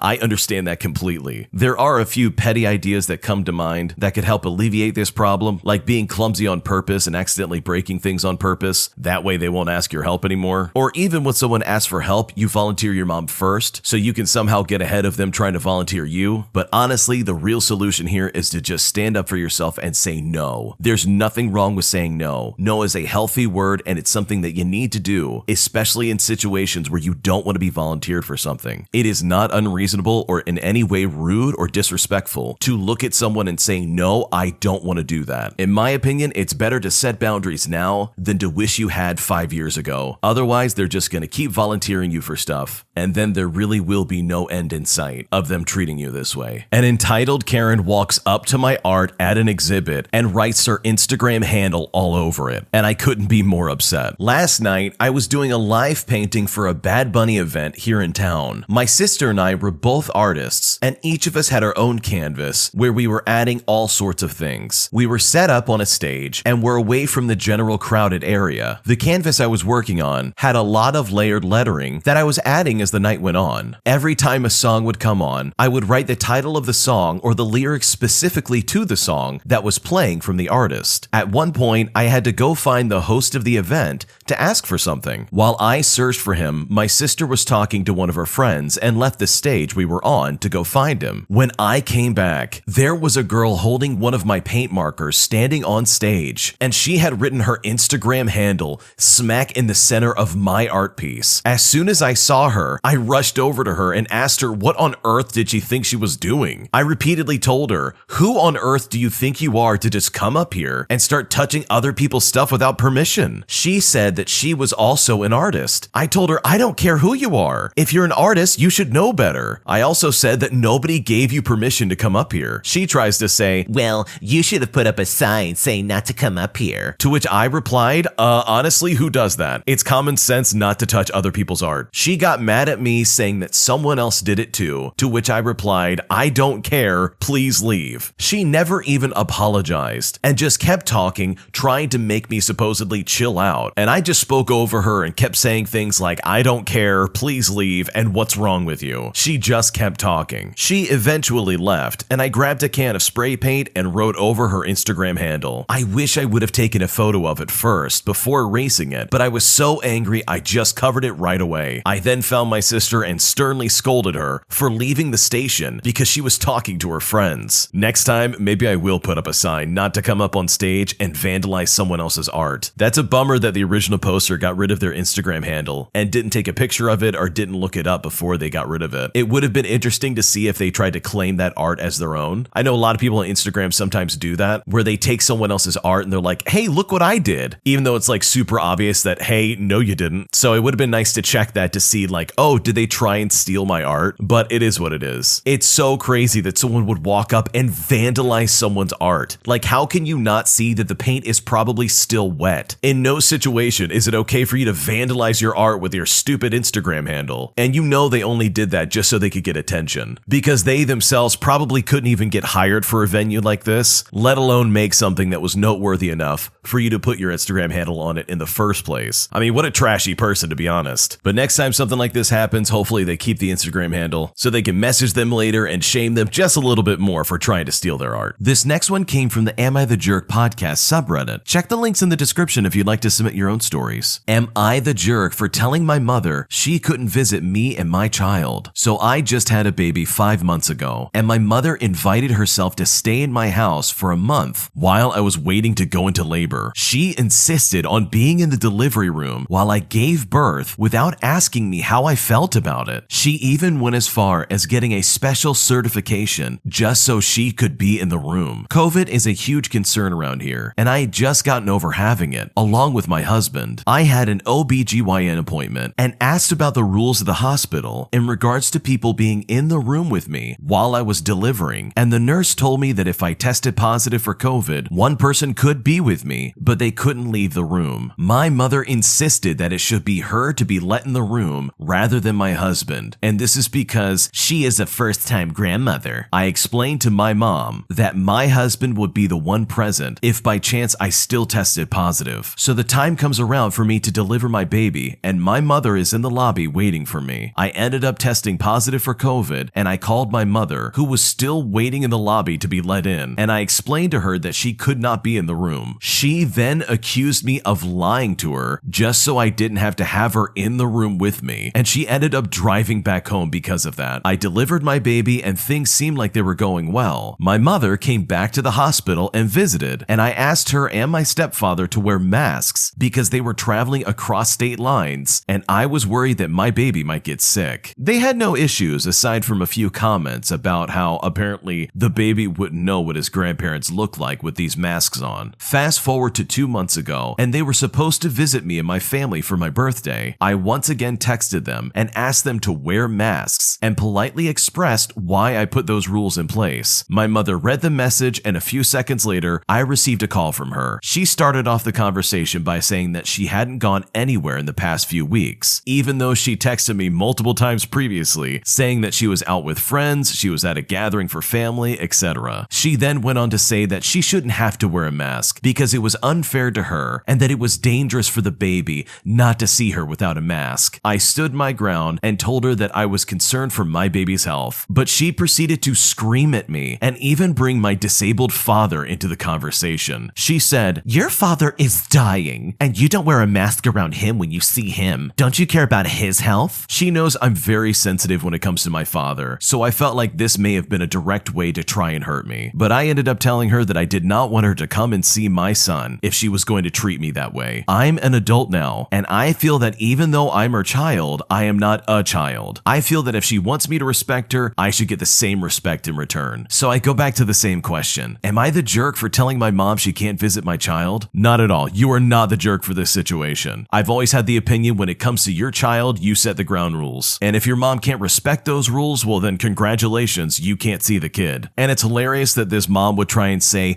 well, the baby's not going to recognize us if we're wearing our mask. This baby doesn't even realize that it's a baby. It hasn't even reached object permanence yet. It doesn't even know what a human is, let alone a mask. Like, the baby's not going to remember this moment. You are. And as far as I'm concerned, the original poster's mom in this situation is just being selfish and incredibly toxic, especially when it comes up to this mom bringing up the original poster's disabled father. The OP is right. This lady 100% brought that up just to try and hurt them, and you definitely don't need to put up with that. So no, you are not the jerk in this situation, and I think it's great that you stood your ground. You are an adult now, and you're no longer a child. And if they want to see your kid, they gotta play by your rules. An entitled influencer gives our salon a 1-star review after being a terrible customer. So this girl booked online for a short hair blow dry, and when she arrives, she literally has hair down to her bottom. Our hairdresser politely told her that she had booked a service that takes around 30 minutes, whereas her hair would take at least an hour to do. This girl works in the beauty industry and is well aware of how these bookings work. So we suggested that she could either reschedule or cancel her appointment, or we will recruit some of the other salon workers to help out and make it happen for her. So the manager helps do the blow drying, and the girl is chatting away with no drama. We get it done in the end, and she's happy. She gives no complaints, and in the end, we actually charge her for the short blow dry rather than the long one, just to be kind. All because it was a bit hectic with the 2 people helping rather than one. The next day, we get a 1-star review on Google. We're surprised, as we did go out of our way to make it happen for her, and she was genuinely happy when she left. We speak to her on the phone, and she just says how traumatizing it was, telling us that she felt rushed and that some water went on her face when her hair was being washed. She still says that she loved the blow dry, but the rest of the experience was just anxiety provoking. So we did our standard thing. We apologized for her bad experience, and we offered to have her come back in for a free treatment, just to try and smooth things over. Typical customer service stuff. But unfortunately, she has not answered back. She has since gone to another salon and is now posting discount codes for them. Our salon reviews are otherwise 5 stars. And of course, this has brought the overall rating down for something that we feel is totally not justified. It was really confusing and honestly just really rude. That is really unfortunate that someone would go to such lengths just to give a bad review to a salon, or to any business for that matter. The only time I would ever go online to give a 1-star review to a restaurant or a place of business that I've gone to would be if something legitimately terrible happened. Like if I saw an employee do something absolutely ridiculous. And I'm not even talking about minor slip-ups. I'm talking about some kind of earth-shattering experience where I'm like, whoa, I can never go back there again. I honestly hate how people use Google reviews as some kind of like open threat against businesses just to try and bring them down. And in this case, the 1-star review was absolutely not warranted. Like, you know how you make a change in a business or some kind of operation? You talk to the manager, you discuss the issue and say, hey, this is how I felt after this experience. And then you can get the free treatment and some kind of correction. But going online and leaving a 1-star review, even after you expressed how happy you were with the treatment and how you enjoyed being treated there, just seems really counterintuitive. It just seems very petty, and it almost seems out of nowhere. And I think you also have to remember that the person who signed signed up for this treatment at this salon signed up knowing that their hair was super long. And so for them to be like, oh, it was just too chaotic and it was really anxiety inducing, that's a really big cop out in my opinion, because I'm sure that the employees, as well as the rest of the people that work there, as well as the manager, were probably scrambling just to make sure they could accommodate this stupid lady. So yeah, don't sweat it. 1 star is not going to do that bad. And if anything, you could probably leave a response to the bad review and be like, hey, this is what we did and this is why we had to do it. Because if I'm being completely honest, I don't know of anybody who has a perfect score when it comes to a review of some kind, and 1 bad egg is not going to spoil the bunch. So you should be good. My boyfriend's mom keeps insisting that I'm apparently going to cheat on him at college. So I'm an 18-year-old female and I met this guy Max online over 2 years ago. There was a huge group of mine and his friends that gamed together, and we just talked for hours literally every day for the past 2 years. In November of last year, we realized that we really liked each other, and in December, we became official. Then, in March, my friends and I traveled across the country to meet that group of friends.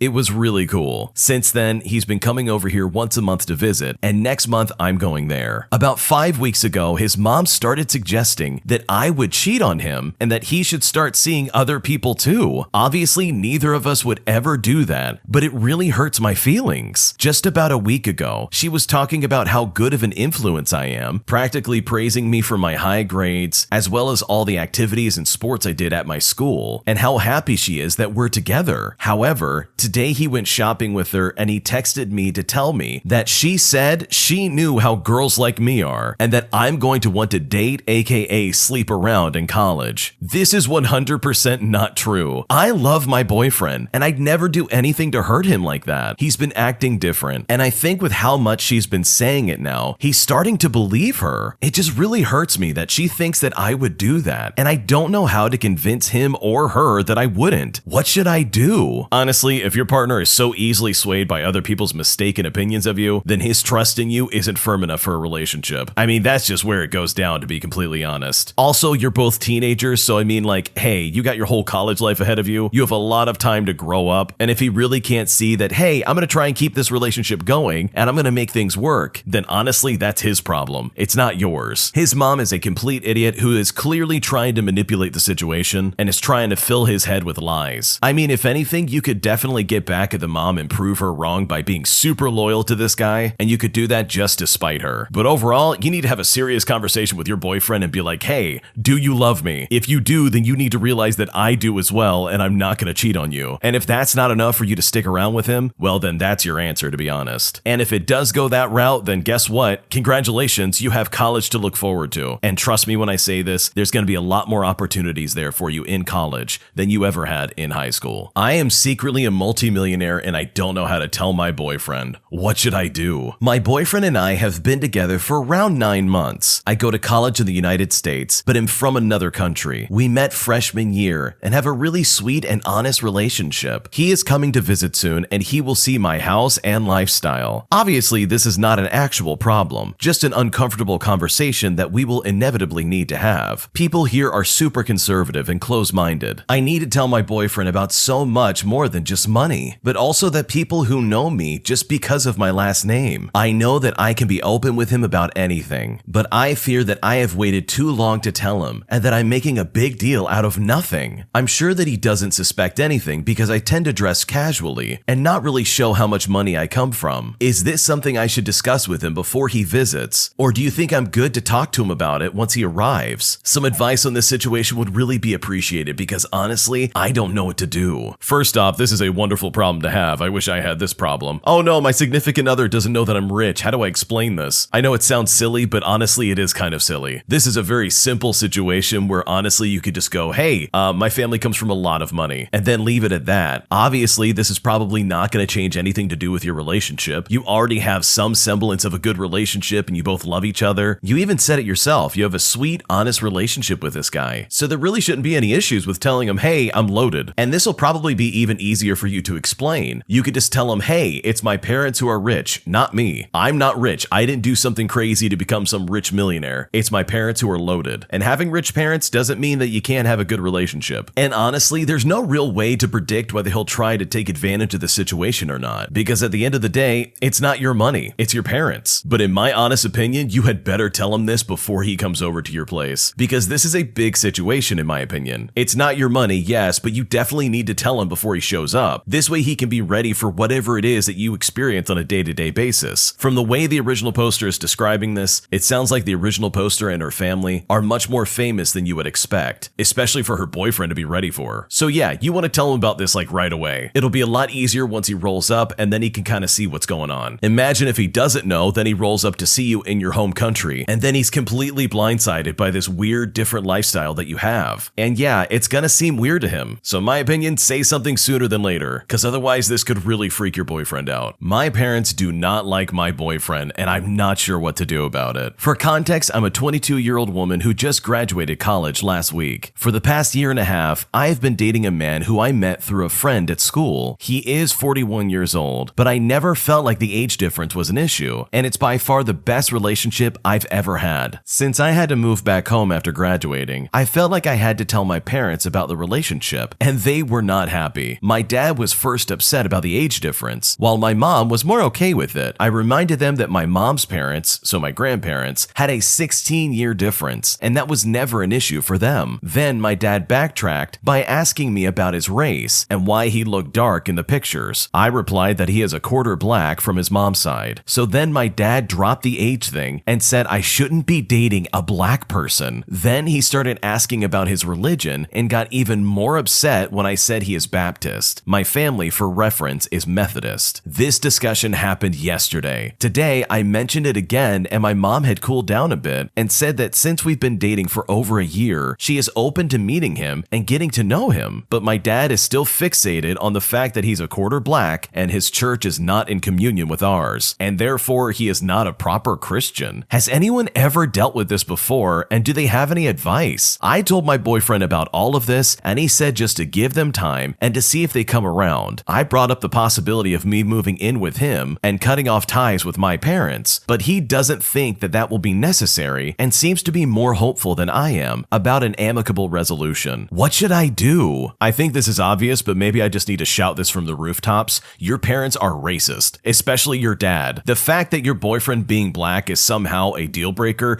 is absolutely disgusting. I can ignore the religious aspect of it. I totally understand that some religions have it where you can only marry people that are close to, if not in your own religion. I don't know much details about that, but the fact that your dad openly implies and has even said that the fact that your boyfriend is black is somehow a deal breaker in this situation is absolutely mind-boggling. This is 2022. How can someone actually honestly have that opinion nowadays? If you're in love with this man and you really care for him, I say date him no matter what your parents say, especially the useless garbage your dad has coming out of his mouth. If I was legitimately in your situation, I would not for a second let the religious bigots that are my parents determine who I can and can't date and soon marry. Like, that's not only disgusting, that's just absolutely ridiculous. Your parents should be ashamed of themselves, and you have the right idea. If I was in your shoes, I 100% would move out and cut contact with my parents and never talk to them again. But that's just me. What would you do? Leave a comment down below. What would you do if you were in this situation? Today I messed up by realizing that I don't think I've been paying my taxes correctly, or at all in that matter. For some background, I've been working for my friend's family Mexican restaurant since I was 16. I started off hosting at one location, and now I've been waitressing at a newer one for a few weeks. This is really embarrassing, but until I met my boyfriend, I had no idea how taxes worked or that people who work at restaurants were supposed to pay them. I've never once asked my boss or coworkers, who are all mostly friends of my family, anything about taxes. I get paid in cash wrapped in a check with the amount of cash I'm receiving written somewhere. This has been how I've been getting paid for the past 3 years. My boyfriend was recently asking me about taxes and freaked out when he realized I didn't know what he was talking about. 2 weeks ago, I asked my boss, who's my friend's dad, about a W-2 form, which was my boyfriend's idea, in order to pay my taxes. And he basically said,